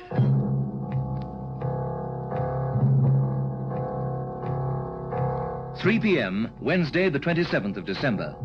At Radio Police Headquarters, Brixton, Police Constable Holmes is on duty and receives an emergency telephone call from the manager of the commercial bank.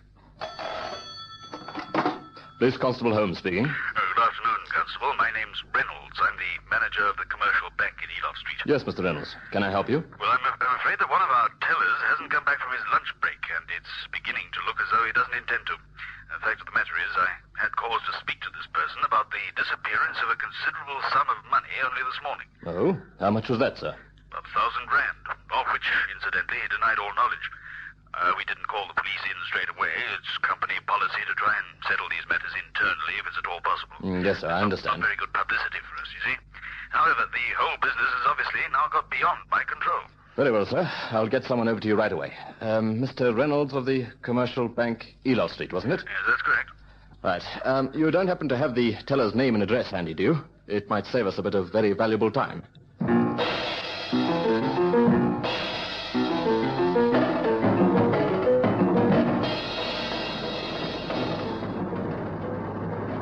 See, the thunderclouds are building up again over there. They always do when the cricket's on.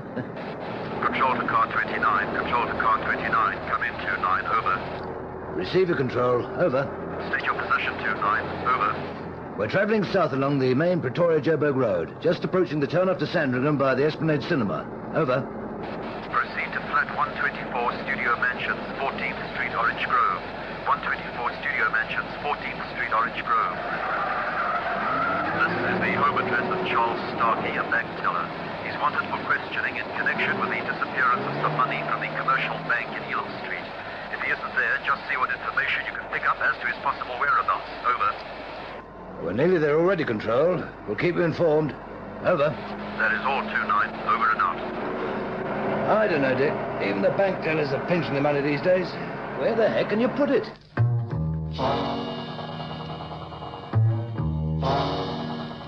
3:17 p.m.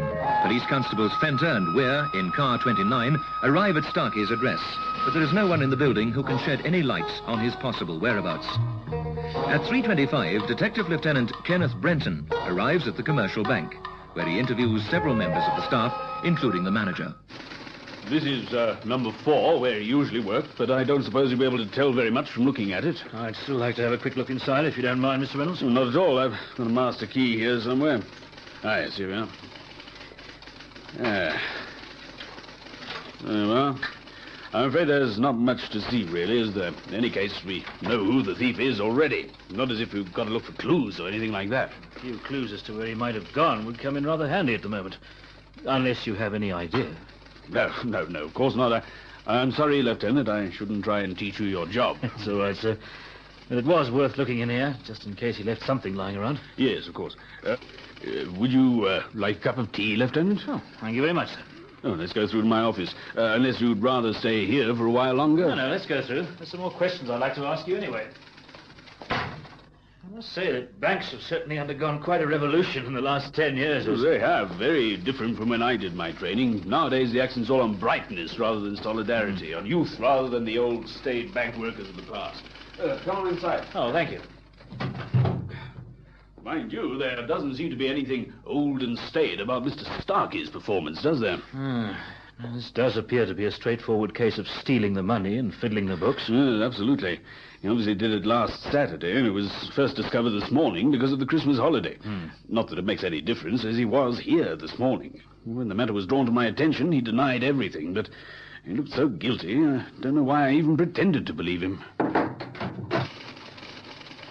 Excuse me, sir. Could I have a word with you? Rather busy at the moment, Mr. Tyrone. This is Lieutenant Brenton. I know, sir. That's what I wanted to speak to you about. Mr. Starkey did relief duty at my foreign exchange counter during my break. Oh, what about it? Well, I've just been cashing up, sir. And there's a whole lot of travellers' checks missing, sir. About 12,000 rands worth.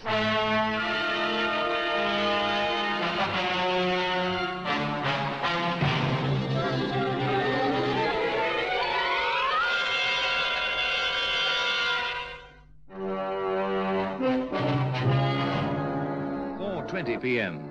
Lieutenant Brenton is joined at the bank by Detective Sergeant Ace, who takes down the official statements concerning the theft, leaving Lieutenant Brenton free to question bank employees on the possible whereabouts of Starkey. I just wanted to talk to you about Mr. Starkey, Mr. Tyrone. We were mainly concerned with your report on the missing money before, and I didn't really have a chance to ask you how well you knew him. Well, not very well at all, sir. I hardly ever saw him outside the bank. I'm a married man and he's a bachelor. I suppose we didn't move in the same sort of circles. I'm beginning to understand why now. Didn't he ever talk to you about any little personal matters? You know the type of thing I mean. Interests, hobbies, places or events that he'd been to, anything like that? No, never. He seemed to keep very much to himself. Wait. I did go to a bar with him one lunchtime. We met a friend of his there. I think he may have gone there quite a lot. They seemed to know him there anyway. Can you remember the name of his friend? No, not a chance. I'm not sure that he even introduced us properly.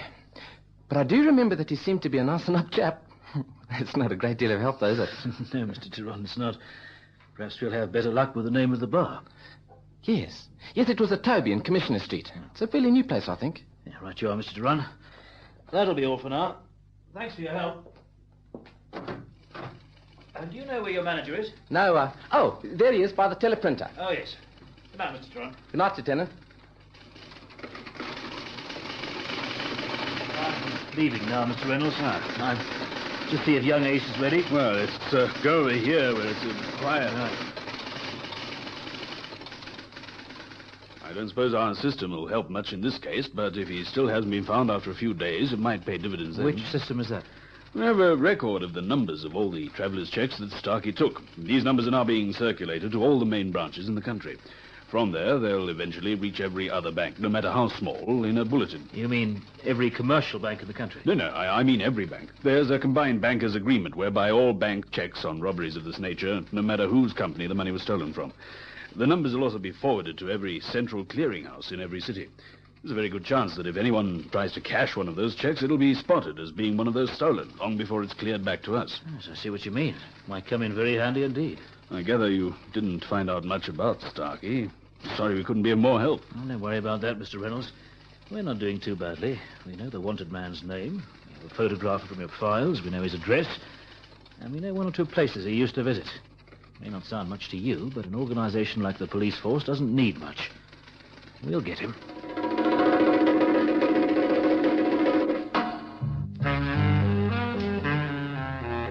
"7:15 p.m. Lieutenant Brenton leaves Detective Sergeant Ace to conclude his report on the stolen travellers' checks and walks round to the Toby Bar in Commissioner Street. The staff there recognize Charles Starkey's face from his photograph, but none of them knows anything about him. He then drives out to Orange Grove, where he meets police constables Fenter and Weir. They've already questioned several people in the block of flats and nearby shopkeepers, but have learned very little.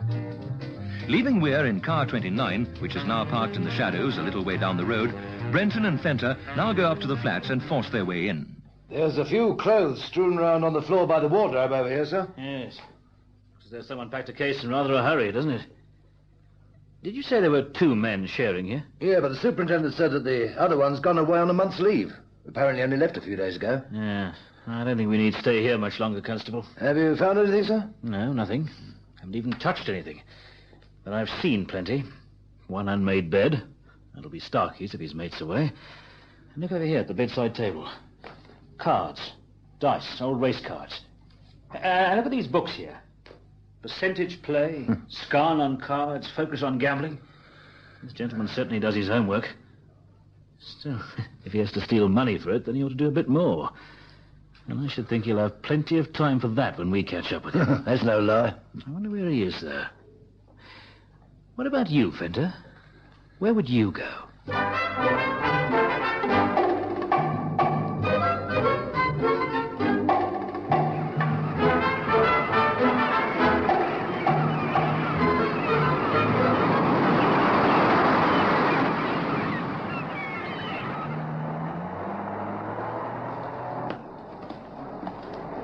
Good morning, sir.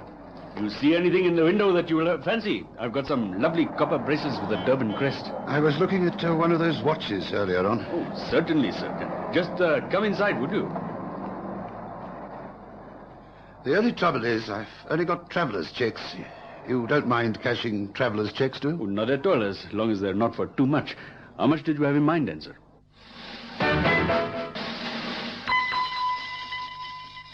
At 2:50 p.m. on Thursday, the 28th of December, the proprietor of Pabu's souvenir shop banks his past 24 hours' takings.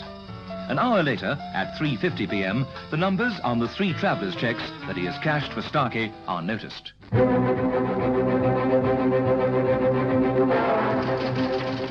Hey, hang on a minute, man. These are on our stolen list. Get through to the police right away.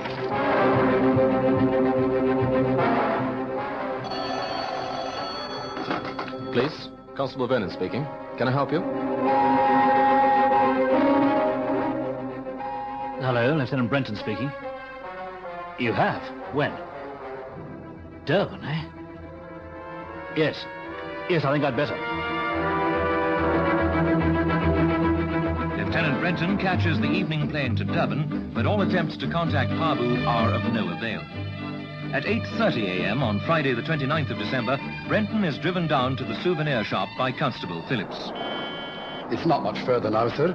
Just down at the bottom of West Street on the right-hand side. You a gambling man, Phillips? Well, I like the odd flutter now and again, sir. You have to if you live in Durban, what with the July, and then there's a jackpot every week. It makes for a bit of interest. Why do you ask, sir? The man we're looking for is a more serious type of gambler than your kind. Well, you mean he's a professional? No, that's not what I mean. He's a more serious type because he gambles with other people's money. Stolen money. I want you to make up a list for me of all the places where someone could go to win or lose money. Tracks, clubs, anywhere. I'll do my best, sir.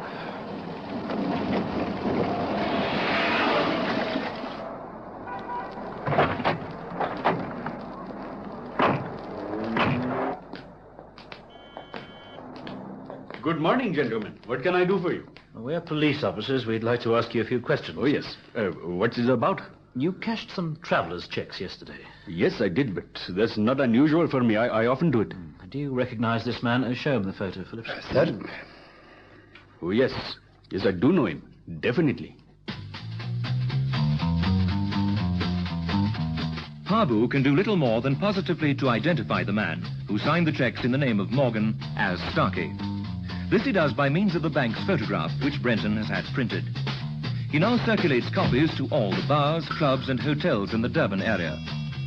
The banks are all requested to keep an even sharper lookout for the stolen traveller's checks and to alert the police immediately if any turn up.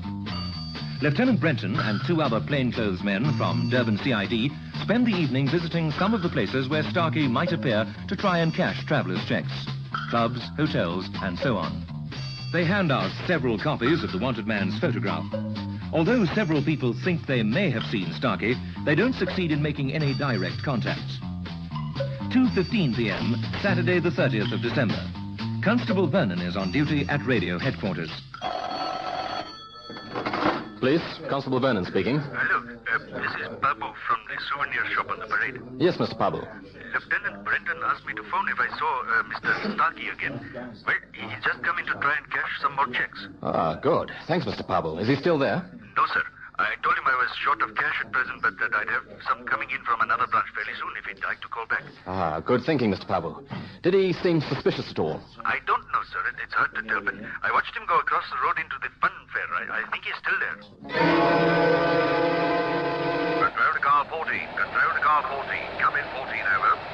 Car 14 to control. Receiving you. Go ahead. Over. Do you have Lieutenant Brenton from Johannesburg with you, over?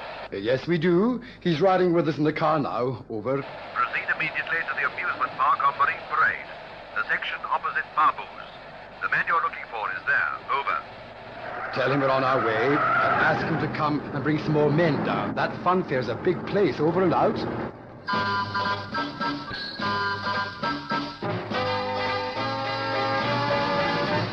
At the amusement park, it is exceptionally hot, with the sun blazing down on the vivid reds, greens, blues and yellows of the gaudily painted rides and stalls, which never seem to be empty for an instant. The noise of the machinery of dodgems, whips, big wheel, motorboats, and the pleasure seekers is topped only by the deafening fairground music, from which there is no escape. The fair is packed with a teeming shirt-sleeved crowd in holiday mood, which could make an arrest very difficult. Brenton has a quick word with Pabu, and he and Phillips remain at that end of the fair in case Starkey should return to the shop. Meanwhile, reinforcements arrive and search the teeming crowds with practiced eyes. It's like looking for a needle in a haystack. Are you sure he's going to come back to this point? I think so. I should be very surprised if he doesn't. Lieutenant, here! It's him, sir. Come on! Hey, what's Look out! Excuse me, please. Excuse me. Hey, who do you think you're pushing? There we are. Driver, stop that man! Oh, what? Oh, no, you don't. You leave me alone. All right. Let me get up, please. I won't give you any trouble. All right, Phillips. Well done. Let him go now. Thank you. That's it, Starkey. The fun's over now.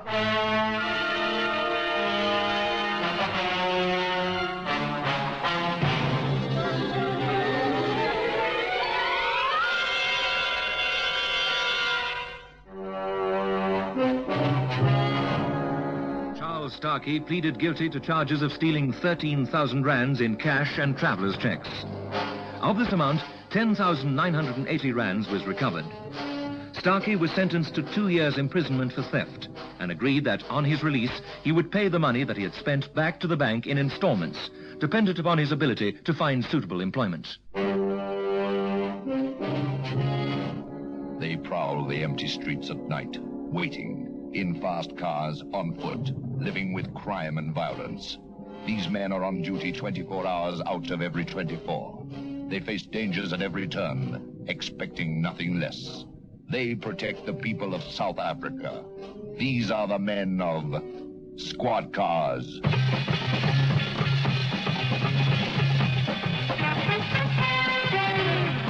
Listen again next Friday evening to another dramatic story in our authentic South African police series, Squad Cars.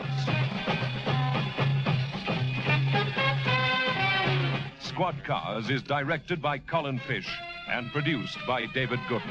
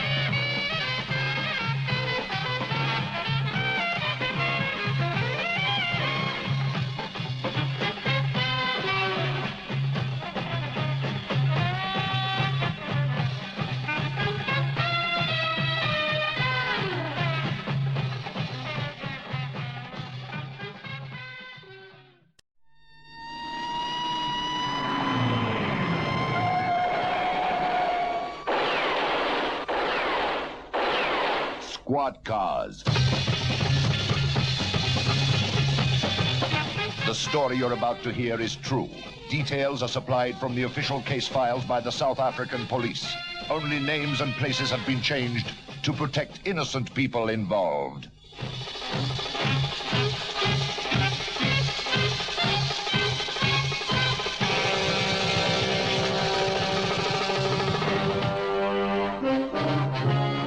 Johannesburg, January the 4th, 11 p.m. It's a Saturday night, and many of the places of recreation and entertainment in the city are still doing a brisk trade. Some of them are beginning to empty now, as the revelers search their pockets for a few cents to take home the Sunday papers, whereas others are only just beginning to reach the busy period of their evening. At his hotel, Norman Lee telephones for a taxi and orders the driver to take him to the Golden Parrot nightclub. He's only just arrived in Johannesburg, but he knows the city well.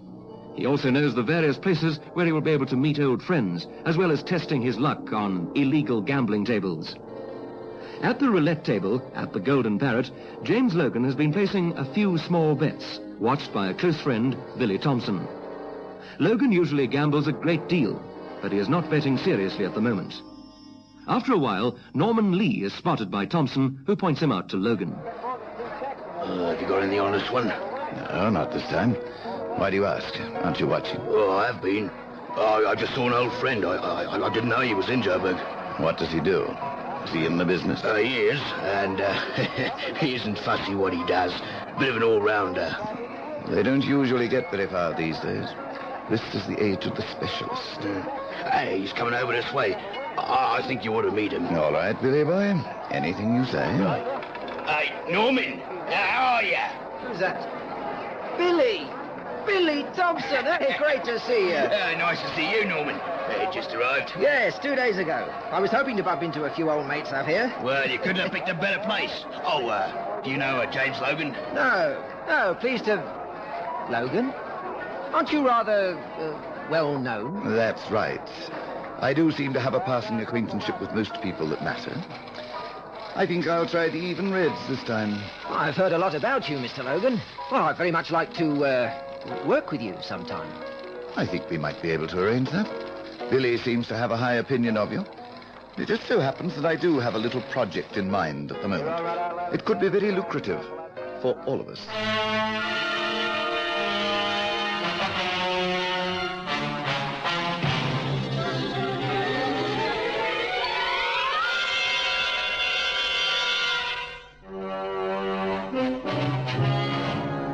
At the Golden Parrot Club, Logan says no more about his intended project, and the three men spend the next 2 hours playing poker before they leave the tables and enjoy a drink at the bar.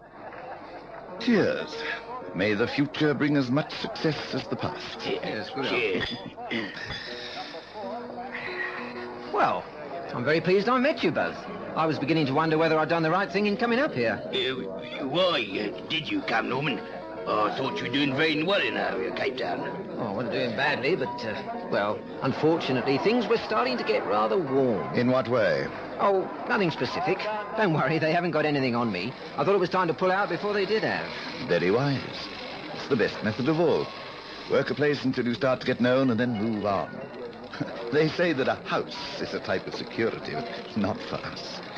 The best security we can have is a healthy bank balance, a fast car, and an account with an airline. In fact, anything but an house. How's your bank balance at present, Norman? Could you do with a good payday? I could always do with a good payday. What have you got in mind? Something for tomorrow night. Nothing dangerous. Just a nice, quiet collection from a very wealthy old gentleman. The type of job that's admirably suited for a Sunday. 6 days shall they labor, and on the 7th they shall be relieved of their takings. Yeah. What's the plan? Do you want to give us the details? The details? No, my dear Lee.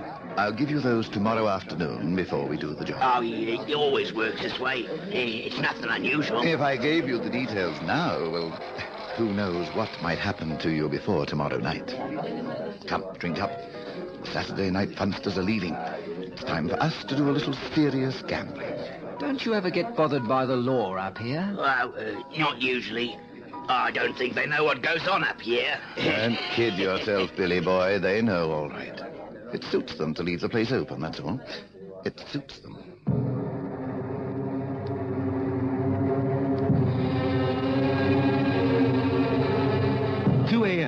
In car 9, Sergeant Arthur Harris and Constable Jack Russell turn off Commissioner Street and continue to cruise around the town centre. They drive up Elof Street, turn east into Bree Street, and then retrace their route by turning south into Nugget Street. Although they are talkative, their minds do not stray from the job in hand, and they are constantly on the alert for any signs of trouble or illegal activity. It seems fairly quiet for a Saturday night. I suppose everybody's rather broke up to Christmas and New Year. Yes, Sarge. I should think most people have had enough celebrating for the time being. You're probably right, Constable. We could do with an easy night to bring the averages a bit closer to normal. We've been run off our feet these past 2 weeks. Yes. That place seems to be doing all right, Sarge. What's it called again? Oh, the Golden Parrot. Ever been inside there? No, I'm not much of a nightclub man myself. Well, that isn't exactly a nightclub. It's more of a gambling club, you know. Chamois, poker, roulette, all that sort of thing. Really? Isn't that illegal? Yes, it is. Very illegal. Well, why didn't we close it down then? Well, it suits us to leave it open, Constable. There are certain people that we like to keep tabs on. As long as places like that are in existence, we're pretty sure we know where they'll be. Yeah, I see, Sarge. If we needed to, we could probably pick up 3/4 of the Joburg gambling world within an hour. Couldn't do that if we closed all the places like the Golden Parrot. The gamblers would be split into little groups and private house parties all over the Witwatersrand. Yes, of course. So we turn a blind eye? Oh, no, Constable.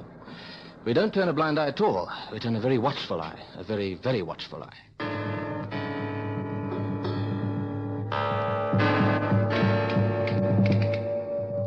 Sunday, the 4th of January, 7 p.m. Logan and Thompson arrive at a city hotel and make their way to room 402, where Norman Lee is waiting. 7 o'clock. Bang on time, just as you said. But of course. What's the point of stating a time at all if you don't intend to keep to it? Punctuality and promptness are not only signs of courtesy. They're the signs of a well-organized mind. I hope you will not disagree with that. No, of course not. Are you all set? Haven't had a change of heart? Don't be stupid. This is business. It's what I'm here for. Good. It'll start to get dark fairly soon. If you'll be good enough to order some coffee and sandwiches, Lee, I shall outline the plan to you both. In about half an hour's time, we shall leave here and start to put the plan into operation. What's it worth? Oh, not that I mind, but just as a matter of interest. I told you last night that this was very much a Sunday job. The rewards aren't great, but neither is the risk. All being well, I estimate that about half an hour from now, we should be richer by some 20,000 rands.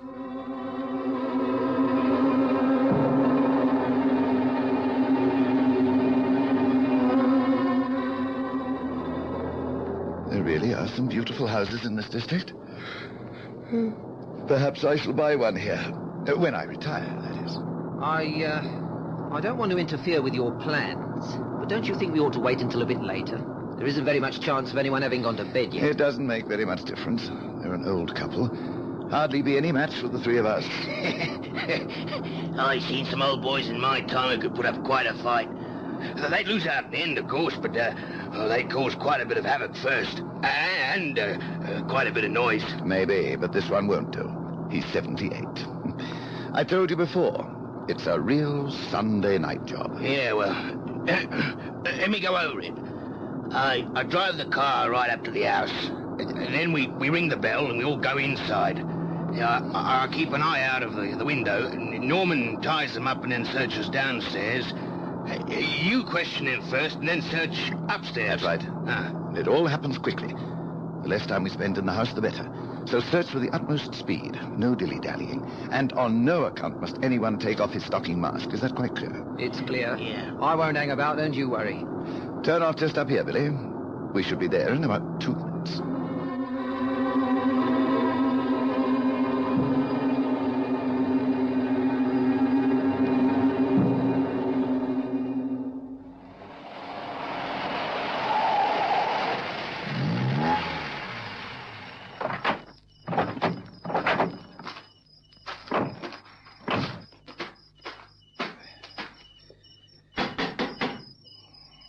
There's no need to be violent. Just firm. That way we should get what we're after with the minimum of fuss. Good evening. Can I help you? Good evening, Mr. Nichols. May we come inside? Yes, but what do you want? It's not very convenient at present. I don't wish to appear rude, but... Shut up, Grandad. Just do as you're told and you might live to see 79. But what do you think you're doing? How dare you come barging in here like this? Now, what do you want? We want the jewels, Mr. Nichols, and we want them quickly. Jewels? But they're not here. My wife's taken them away with her.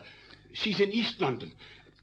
Now, look, there's about £6 in my wallet. Now, that's all. Will you please go away? All right, put the gag on. Now? But he hasn't told us yet. And he won't either. Put the gag on.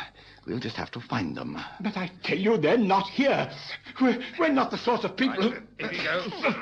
But I said... All right up there? Oh, yeah. Oh, No sign of anyone around. Oh, Try his hand behind his back. Make him sit on the sofa. Slow down here. I'm going upstairs. Okay. And hurry it up. The sooner we're out of here, the better. At police radio headquarters, Police Constable Russell is on telephone duty. He's had a busy day and is looking forward to the end of his shift. At 9:30 p.m., he answers yet another call. Police, Constable Russell speaking. Hello. My name is Nichols. I've been robbed. 3 men forced their way into my house and tied me up. I've only just managed to get free. All right, Mr. Nichols. I suppose they've all left by this time, sir? Yes. About an hour ago. It was disgraceful. I've never been so insulted in my life. You've got to catch them. Would you give me your address, please? Oh, yes, it's Fairview House, Annandale Avenue, Parktown. Thank you. We'll get someone over to see you straight away. How many of them were there? 3. Oh, but there might have been more outside. Do you have any idea what they took? Well, that's the funny thing. The one who went upstairs said that he couldn't find anything very worthwhile. But I've just had a look, and all my wife's jewels have gone. About 30,000 rands worth.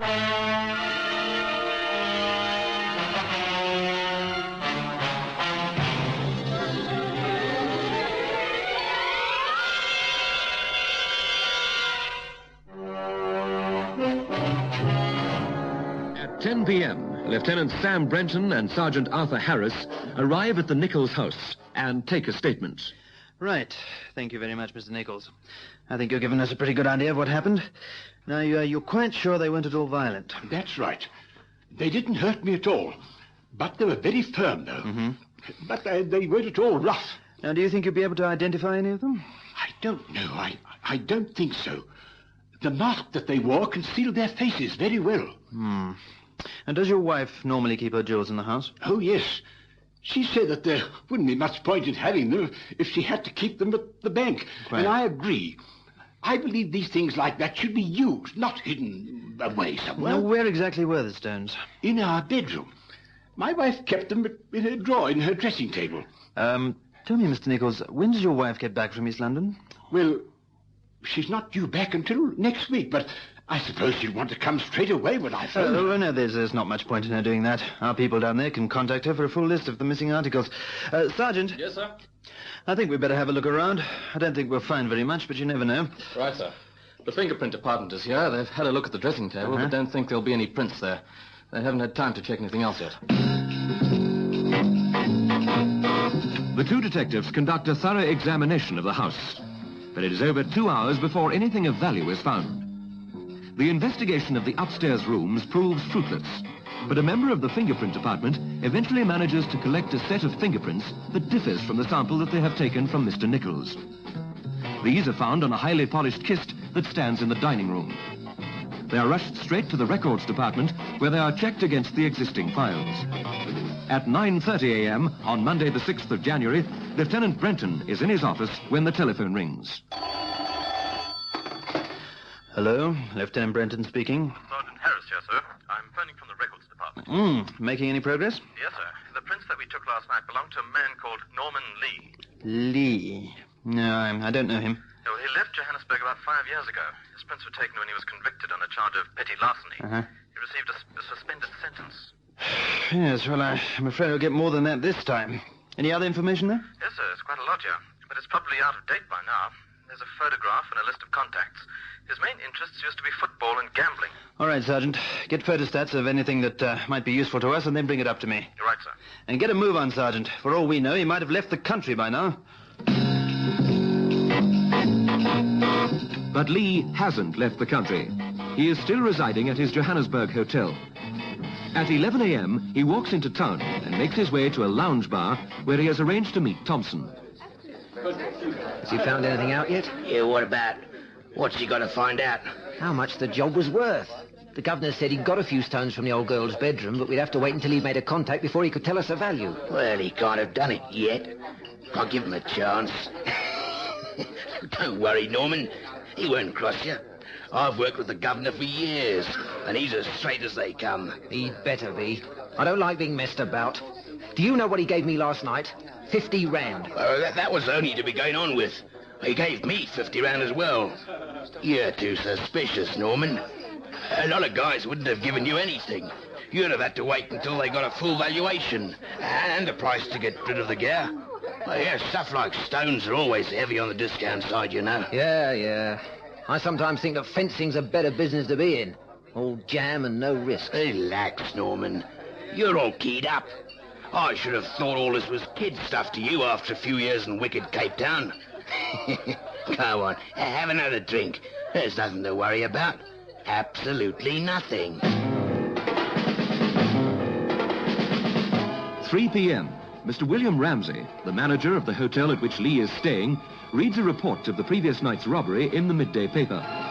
He sees that the police are keen to interview a Mr. Norman Lee, who they think may be able to help them with their inquiries, and he immediately telephones the police. There is no guarantee that the Lee who is registered in his hotel is the man they are after, but checking out the information received is the very essence of police work, and the Lieutenant and Detective Sergeant Harris go to the hotel vestibule and wait.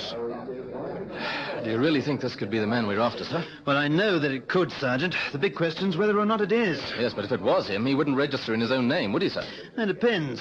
Registering in a false name isn't always as easy as it sounds. Well, it's difficult to sign checks, and it requires quite a lot of explaining to any friends or relations who may want to contact you. Yeah, I suppose you're right, sir. Even so, I would have thought that... Wait, there, sir. What? Just coming through the door. That could be him. Yes. I think you're right, Sergeant. Come on, let's find out. Excuse me, sir. Yeah? What can I do for you? We're trying to contact a Mr. Norman Lee. Oh? Oh. Well, you found him. What do you want? We're from the CID. Police? Mm-hmm. Oh. Well, yes? Well, I wonder if you'd mind answering a few questions. What sort of questions? I've done nothing wrong. I'm on holiday. But you used to live here, didn't you? Yes, I did. How do you know that? We know quite a lot about you, Lee. And we're going to find out quite a lot more. Lee is taken to police headquarters where he denies any knowledge whatsoever of the previous evening's robbery. Nevertheless, the evidence of the fingerprints is enough for Lieutenant Brenton to issue an arrest warrant, and Lee is committed for trial with the police successfully opposing bail. Thompson is the first to hear of this and rushes to find Logan at the Golden Parrot nightclub. I don't know how they got onto him. I can't understand it. You recommended him, Billy. Looks as though you've made a mistake. It wasn't my fault. Well, I didn't know this was going to happen. Maybe not, but it has. It puts both of us in a very nasty position. Your friend might decide to shop us, and then we've had it. He wouldn't do that. I know he wouldn't. Norman wouldn't cross his worst enemy. Listen, Billy. Police don't get onto people without good reason, nor do they oppose bail without good reason. Lee must have been inside before. I wouldn't have got onto him this quickly. He hasn't been inside. He got a suspended sentence a while ago. Why didn't you tell me that before? I thought you said he was clean. Well, I meant that he wasn't on the run. I thought you knew that. Must I spend my life surrounded by idiots? I must have pulled about 12 or 15 jobs here without the slightest suspicion of any trouble. Then this friend of yours comes in with us and he gets himself nicked the first time. I know.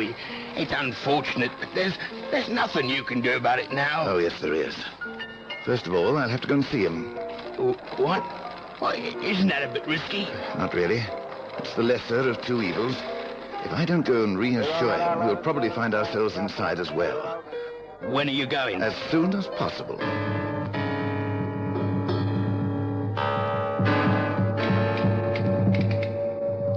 Logan engages Joseph Farrow to defend Lee. Farrow is one of the most experienced lawyers in the country. He is also one of the most expensive, a fact that does not go unnoticed by Lieutenant Brenton. Farrow doesn't work for peanuts, Sergeant. Norman Lee can't afford that sort of money. Now, I'd like to know who's paying Mr. Farrow's account. Well, it shouldn't be too difficult to find out, sir. No, you're wrong there. I've already tried, without making it look too obvious, of course. Nobody seems to know. Well, they're not saying, anyway. Have you spoken to Lee about it? Yes, I haven't got nowhere. He won't say a word about anything. His lawyer, his accomplices, the robbery. He might as well be deaf and dumb. Will Farrow be able to get him off, sir? I don't think so. Keeping quiet can have its disadvantages as well. You don't incriminate yourself, sure, but you don't clear yourself either. Unless I'm very much mistaken, Norman Lee is going to get a nice long stretch. It's the others I'm interested in, and what's more, I'm going to get them. On February the 2nd, Lee is found guilty of the charges laid against him and sentenced to 10 years imprisonment. Although Lieutenant Brenton visits him several times at the jail, he still refuses to name his accomplices. By this time, Brenton has discovered that it is Logan who paid for Farrow's services, but he can prove nothing. Nevertheless, he keeps visiting Lee once a month in an effort to wear him down. You could earn yourself quite a bit of remission if you cooperated. Get lost. Why don't you find someone else to go and visit? Don't you ever get tired of coming here? I like you, Norman. I think you're being used. I wouldn't let them do this to me.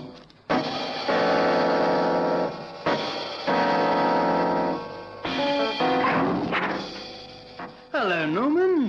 Happy anniversary. What do you mean? Now, you've been inside for a year now. Only another 9 to do? Some people are bone suckers, and you're one of them. Lieutenant Brenton is not Lee's only visitor. Logan also visits him occasionally in order to reassure him. In March, some 14 months after the night of the robbery, he once again visits the jail. He is told that Lee is not well and is asked to return the following week, which he does. I've been in touch with a contact. He thinks we might be able to spring you in a few months. That's what you said 6 months ago. It's not easy. These things take time. I'll get you out as soon as I can. And the money? What about my share? The lawyer's fees were expensive, Norman. He didn't get me off. Why did you pay him? Lawyers aren't the sort of people you can play games with. Likewise, it'll cost quite a lot to spring you. Enough to buy a plane ticket out of here anyway. You and your promises. I think you'll be quite happy to see me stay in here and serve my full time. Well, I'm warning you. You get me out of here within a month or I'll shop you. If you do that, you're dead. I've got contacts in here as well, Lee. If you open your fat mouth, you'll meet with an accident before you've got time to close it again. That I can promise you. All right, Logan, just stay where you are. Who the devil are you? You heard the lieutenant. Keep still. I've been trying to nail you for 14 months. Now I've done it. What are you talking about? Don't be so melodramatic, old boy. There's a microphone in that lampshade. We were listening to everything you said in the next room. We've also got it on tape. That doesn't mean a thing. It won't be admissible in court. You're out of date, Logan. The law's been changed. I think I've got enough evidence now to get you. And, you're going to help us, aren't you, Norman? Now then, Norman, just think what you're saying. I know what I'm doing. Is this the way you'll repay my kindness? Kindness? Don't make me laugh. You've only been talking to me for all this time to keep me quiet. All right, Logan. Let's go. Let's see if you can talk your way out of this one.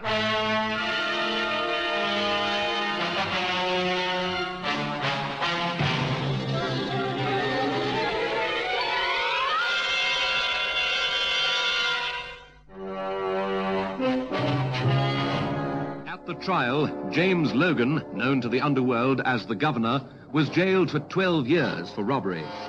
William Thompson was found guilty of the same charge and sentenced to 10 years imprisonment. They prowl the empty streets at night, waiting, in fast cars, on foot, living with crime and violence. These men are on duty 24 hours out of every 24. They face dangers at every turn, expecting nothing less. They protect the people of South Africa. These are the men of Squad Cars.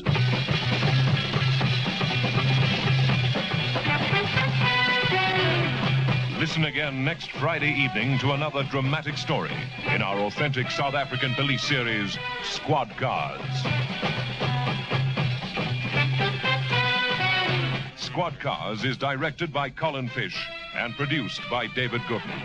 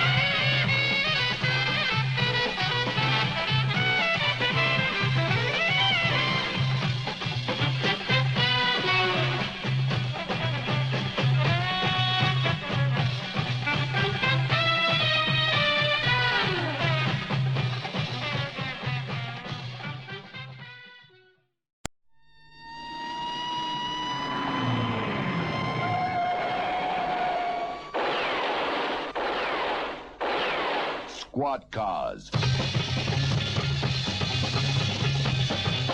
The story you're about to hear is true.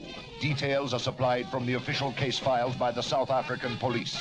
Only names and places have been changed to protect innocent people involved.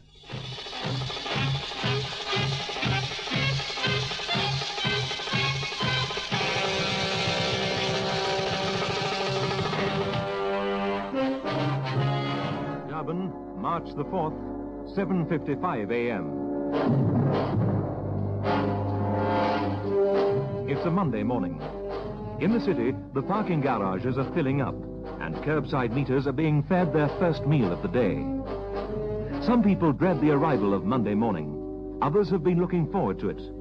Two people have been looking forward to it in particular.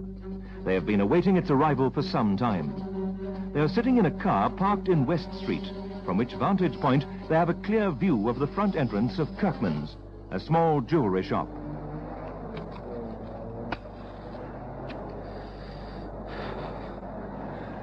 They're late, aren't they?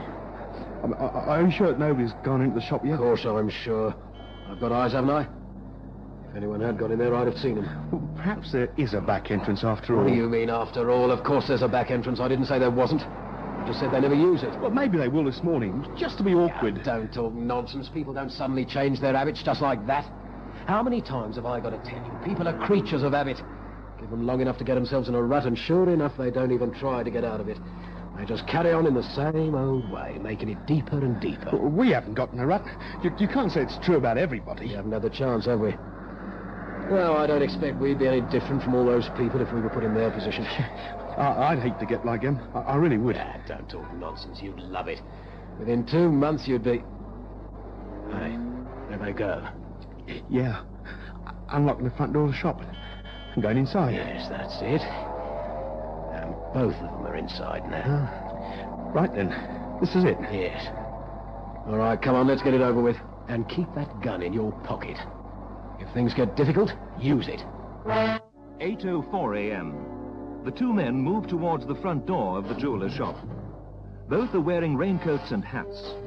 As they reach the door, they quickly wind long scarves around their faces so that only their eyes are visible. They open the door and slip swiftly inside. The taller one closes the door and snaps on the latch. Right, now pull the blind down as well, quickly. Okay, give me a chance. Hey, what do you think you're up to? Why have you pulled the blind down? Just shut up and take it easy. You think you're talking to one? Have you no... I said shut up! That's better. Now, get over there with the old boy. What do you want? You'll find out soon enough. Just do as you're told for the time being, and... Are you sure you put the latch on properly? Yeah, I'm sure. No one can get in. What's more, they can't see you neither. Would you mind explaining to me just what it is you want? Oh, I should have thought that was pretty obvious. This is a jeweller shop, isn't it? We've come for some jewels. And you're going to give them to us. I'm not, you know. You can take anything you can see, and even then I doubt you'll get very far. You may not know it, but this is one of the busiest streets in Durban. We do know that, and we also know that the really good stuff is locked away in that safe, which you are going to open for us. I see. You've got it all planned, have you? How long have you been watching us? Weeks? Months? How long? Shut up, you talk too much. Just stand still until I tell you what to do. I don't feel very well.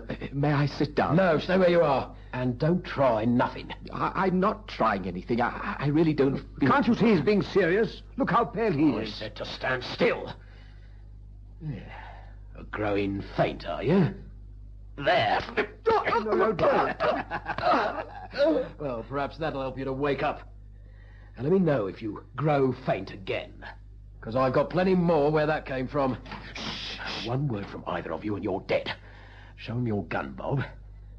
There, do you see? I don't make jokes. Shh, be quiet. It's okay, they've gone away. All right. Now, where are the keys to the safe, mister? I haven't got them. They're at the bank. Oh, you expect us to believe that, do you? Suppose you have a customer for a valuable stone before the bank's open. You tell him to come back later on? Do me a favour. That's quite correct. That's the way we do it here. It's the first time I've heard of it. Now, you're the manager, and therefore you've got the keys. Give them to me. I tell you I have... Come on, give. You haven't got all day.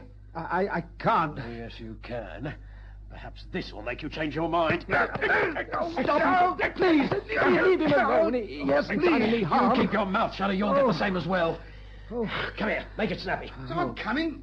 What do you want? You get behind the hero here and hold him tight. All right. Just keep still, mister. No, please, my arm. Just a moment. What have we got here? This doesn't look like a bunch of car keys to me. Hold him there. I'll try these in the safe. Okay, but hurry it up, eh? Keep an eye on the old boy as well.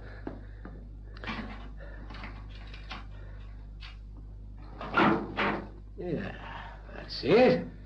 Grab an eyeful of this lot. That's quite a sight. Very pretty indeed. I've got records of everything that's in that safe. Nothing you take will be of any use to you at all. You'll never be able to get rid of it. Oh, and what makes you think that, Mr. Manager? We don't work through the same channels as you do. We've got our own contacts. And they're as safe as ours. They're not, you know. Sooner or later, those rings and stones are going to come back into circulation. And that's when you'll have to watch out. They'll be traced all the way back to you. Yes, and you'll end up with a lengthy term in prison. Don't listen to him. He's playing for time, hoping that someone will come along. Just scoop the stuff into the bag and then we can get out of here. There must be quite a few thousand rands worth of gems in here. Well, we'll find out what it's worth later on. And the safest thing is to take the old lot, and then we'll be sure not to miss anything valuable. It will all be valuable if it's in the safe in any case. There we are. Yes, that's the lot. Very nice, thank you very much. Right, I'll watch him now. You put the cuffs on Methuselah. Right. Sit down on the floor, Dad. Just over there. What are you going to do? Just sit down. You won't be hurt. That's right. Now, one pair for your wrists. And another pair for your ankles, like so. Oh, very neat indeed, even though I say it myself. You finished? We don't want to be much longer. Yeah. They'll give us long enough to get away safely. After that, he can do what the devil he likes. It won't affect us at all. Good. Well, that just leaves our hero friend here to take care of. I think I'll have these glasses for a start. No, please, don't take those. I can't see very well. I won't... You didn't have to do that. No. Well, maybe I just wanted to, because I felt like it. Turn around. All right, matey. This is your department. Just as you say, it'll be a pleasure. They catch you and put you away for life. Catch us? That'll be the day. We've got it all worked out. Now, come on, mate. Time we were on our way. Help! Shut the door quickly, before he's heard. should have gagged him, you idiot. Come on, move. Right. Hey, you two, what have you been up to? Slithering fool. Run, run! Although the revolver shot rings out loud and clear in West Street, it is partially muffled by the roar of the early morning traffic and sounds to many people merely like another car backfiring. Even so, some turn their heads to watch the two men who race along the pavement, but nobody tries to stop them, and they run into an arcade and disappear from view. At the jeweller's shop, Mr. Sutton stops shouting and manages to get to his feet. He dials the police, and his emergency call moves swiftly through the normal channels and goes out to car 36. Police constables Gibbons and Olivier arrive at the shop, assess the situation, and Gibbons goes out to the car to report back to radio headquarters. Car 36 to control. Car 36 to control. Come in, control. Over. Control to 36. Receive you, 36. Over. We're investigating a report on robbery from Kirkman's jewellery shop on West Street. The thieves appear to have got clean away, shooting a man down in the street in the process. Over. We've already had several calls from members of the public confirming the street shooting. An ambulance is on its way. Over. I think Watkins, the manager of Kirkman's, ought to be picked up as well. Over. What's his condition? Over. He was slugged over the head with a gun, according to the shop assistant. He's still unconscious. The assistant was... just a moment. Yeah, the ambulance has just arrived now. The old assistant was handcuffed by the wrists and ankles, but he seems all right. Over. Was very much stolen? Over. Yes, I think so. The entire contents of the safe, although he doesn't know what the value is. The manager's still unconscious, so he can't tell us yet either. Over. All right. You better go to the ambulance and get them to take the shop manager up to the hospital as well. Over. Yeah, I will do. Do you want us to remain here? Over. Yes, we'll be sending someone from the CID down straight away. Wait there till they arrive. See that nothing's disturbed, the fingerprints and so on. That's all, 36. Over and out. 8:40 a.m. Lieutenant Derek Palmer and Detective Sergeant Arthur Hobbs of the Murder and Robbery Squad arrive at Kirkman's, the jewellers, and start their investigations. The manager, Mr. Watkins, is already in the ambulance on his way to hospital. Also on the road, although heading in an entirely different direction towards Umbilo, are the two criminals. Oh, I've never met such an irresponsible idiot. What the devil did you have to shoot him for? I don't know what came over me. We I could was have scared. shot him a clean pair of heels without any bother whatsoever. What do you do it for? I don't know. It was an accident. Yes, some accident. It was, I tell you. I was holding the gun with my finger on the trigger inside my coat pocket, just in case we ran into any trouble. Yeah. Well, that part of it was sensible enough. But why did you pull the trigger? I got nervous when he shouted at us. My finger tightened on the trigger a bit and the gun went off. Just like that, eh?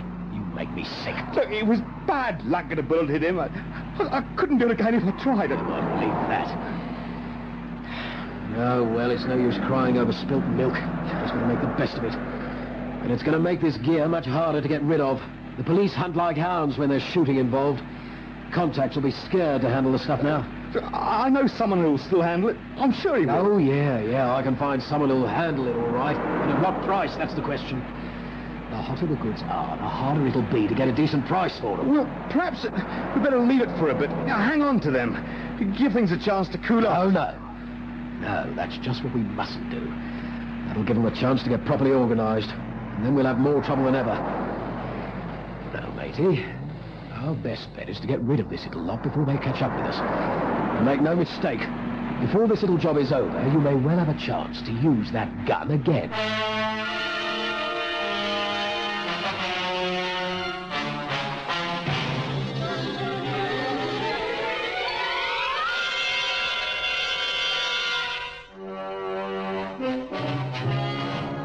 At the jeweller's shop, Lieutenant Palmer and Sergeant Hobbs are continuing their investigations in the manager's office.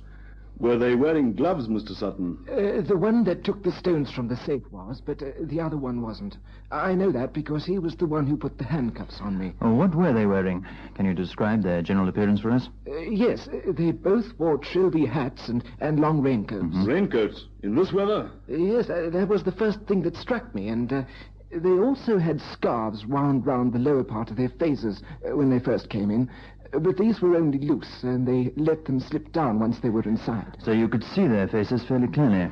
Yes, although I'm not very good at describing people, and I couldn't see their hair, of course. What did they look like? Well, just give us a general impression if you can't be specific. Well, They both looked pretty rough and tough characters, which they were, and one of them had a badly scarred eyebrow, with hardly any hair there at all, just old, rather dead-looking scar tissue. Well, that might be useful. Please continue, Mr. Sutton. What happened after they'd come in? Well, they just made us stand still. It was obvious what they intended to do. And what happened next? Well, I started to feel faint at one stage, and the taller of the two hit me across the face. Mm-hmm. Just after that, he attacked Mr. Watkins and took his keys. Then he opened the safe and slid all the contents into a little bag which he had in his pocket. All this time, the other one was holding Mr. Watkins's arm behind his back. When they'd finished, they put the handcuffs on my ankles and my hands. Are these the ones? Yes, that's right. Then they made Mr. Watkins turn round, and the one without the gloves hit him on the back of the head with a gun. Now, was that the first time you'd seen the gun? No, I forgot. He pointed it at us when he first came into the shop. I think that was what originally made me feel rather ill. Yes, well, I'm not surprised. This isn't the sort of thing that happens to you every day, thank goodness. And after that, they just ran out of the shop. That's right. As soon as they opened the door, I started to shout, and then I managed to wriggle over to the telephone and get through to the police. And a police car pulled up outside the shop about 2 minutes after that, maybe less. Oh, good. All right, Mr. Sutton. I think you've given us the gist of what happened. We'd like to have another look around in the shop now. If one of them wasn't wearing gloves, the fingerprint department may well get something. Well, there's bound to be some prints on those handcuffs, sir. Yes, Sergeant, I had thought of that. Sorry, sir. And after we've done that, we'd like to go over the whole story with you once again in greater detail this time. We may turn up something you missed the first time. Oh, yes, of course. And if I can help in any other way, please let me know, Lieutenant. I better answer this. There could be a number of people phoning here for me in the next couple of hours. Excuse me. Hello, Kirkman's the Jewelers. Lieutenant Palmer speaking. Oh, yes? I see. No, of course not. All right. I'll see to that immediately. Oh, how's the shop manager, Watkins? Is he... I see. Well, let me know, won't you? Thanks. Goodbye. And that was the hospital. I'm afraid Mr. Watkins is still unconscious. They're going to let me know when he comes around. Oh, what a terrible experience. I'm afraid that's not all. They shot a man in the street just down the road when they were making their escape. He was taken to hospital in the same ambulance as Mr. Watkins. I heard a shot, of course, but I didn't know anyone had been hit. Is he going to be all right? No, sir. He's dead.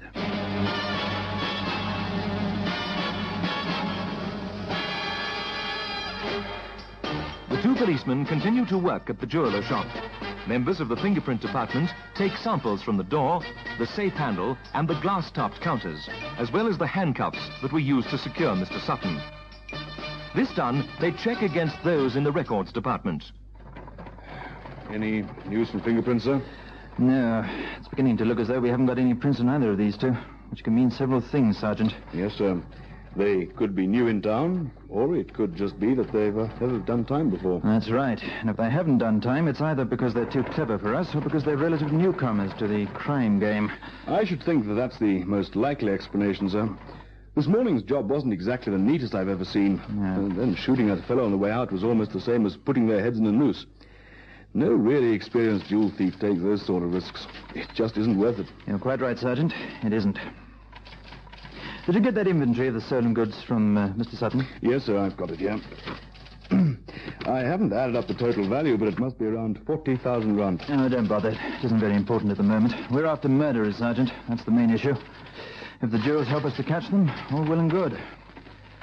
All right. Have copies of those descriptions run off and circulated to all jewelers and diamond dealers in the Republic. I also want copies sent to every police station, to all points of departure from the country as well. You can send details of the robbery, too, and also that information about the one man's eyebrow. That may come in useful. Right, sir. I'll get on with that right now. Be as quick as you can. Come to my office. If Watkins has recovered consciousness, we may as well go and have a word with him. You may have noticed something that escaped Mr. Sutton. It's worth a visit. Lieutenant Palmer telephones the hospital. He learns that Mr. Watkins has recovered consciousness, and as soon as Sergeant Hobbs returns, the two men make their way to his bedside. They're warned by the nurse on duty that they may only see him for a few minutes, and are determined to make the most of their time. You say that one of the men was definitely a very rough-looking type. Yes. Well, they both were, but one was even more so. I see. It looked as though he'd been in quite a few fights. And I don't mean in the boxing ring either. Yes. Would you be able to recognize either of them again if you saw them? Oh, yes, definitely. I'd be able to recognize both of them. There's no doubt about that. Was there any more in the safe than you usually keep in there at any one time? No, I don't think so. Same as usual. I see. Do you think you'll be able to catch these men? Don't you worry about that, sir. You just get well. Leave them to us. We're used to dealing with this sort.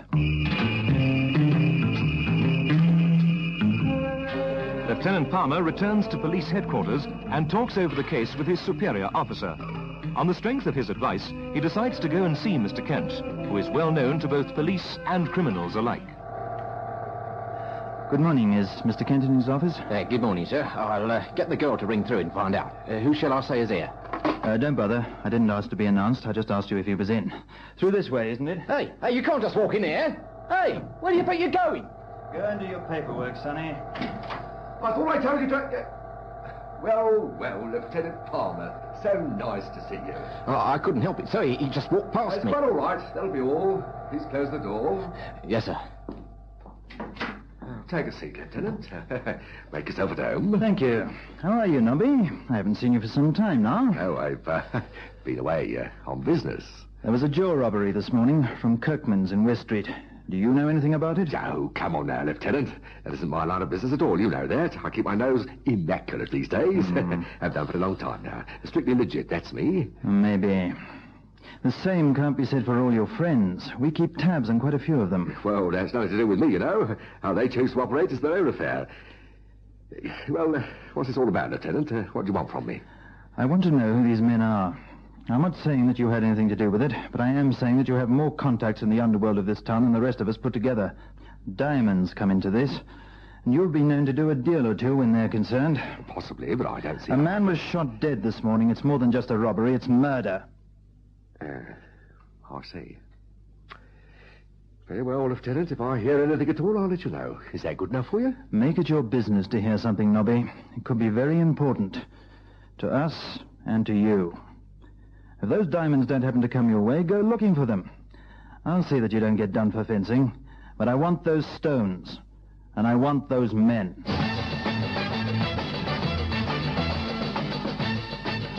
Lieutenant Palmer visits several other contacts and then returns to his office. In the course of the next few days, he and Sergeant Hobbs also visit all the main diamond houses in the Durban area. Although they have all received the police circulars already, Palmer knows that this is no substitute for a personal visit. And he is prepared to spare neither himself nor his men if he thinks the routine work may pay dividends and lead to the eventual arrest of the killers. It is not until the following Wednesday, some 10 days after the robbery, that he receives a telephone call. Lieutenant Palmer? Morning, Lieutenant. Nobby Kent here. I've got some news for you. About time. Let's have it. Have you been approached? That's very naughty of you, Lieutenant. Never mind how I know. Let's just say some friends of mine were approached, and I was able to bring pressure to bear. All right. What have you heard? Now, first of all, you will keep your side of the bargain, won't you? No one must know where you got this info or who you got it from. And I can give you no evidence either. It's up to you. All I can do is give you 2 names and an address. Here's your baby, then. You've got my word. Right, the names are Ernest Johnson and Robert Brown. And here's an address.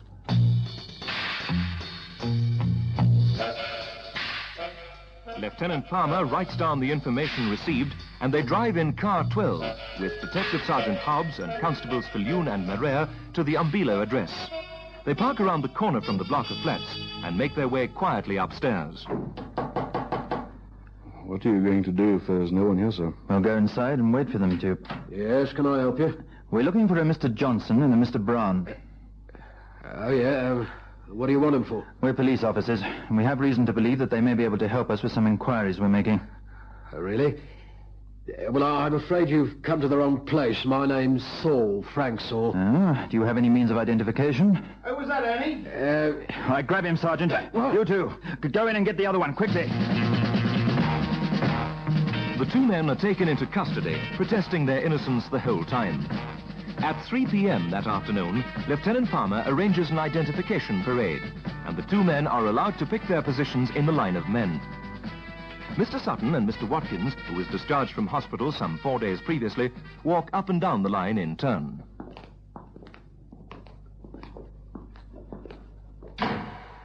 Well, sir, are they there? Yes, Lieutenant. Numbers 3 and 5. I thought so. And Mr. Sutton picked them out as well. Fingerprint report is through, sir. Results are positive. Good. We'll worry about finding the diamonds a bit later. This is good enough for me.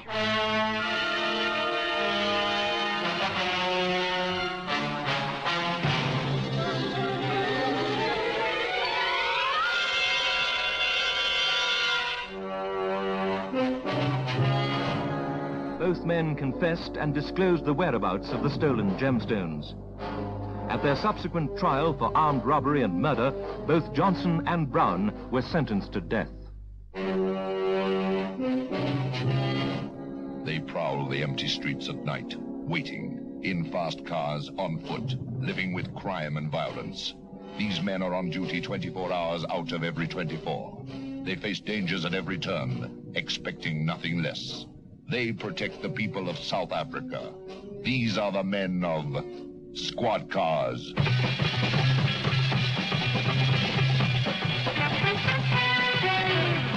Listen again next Friday evening to another dramatic story in our authentic South African police series, Squad Cars. Squad Cars is directed by Colin Fish and produced by David Gooden.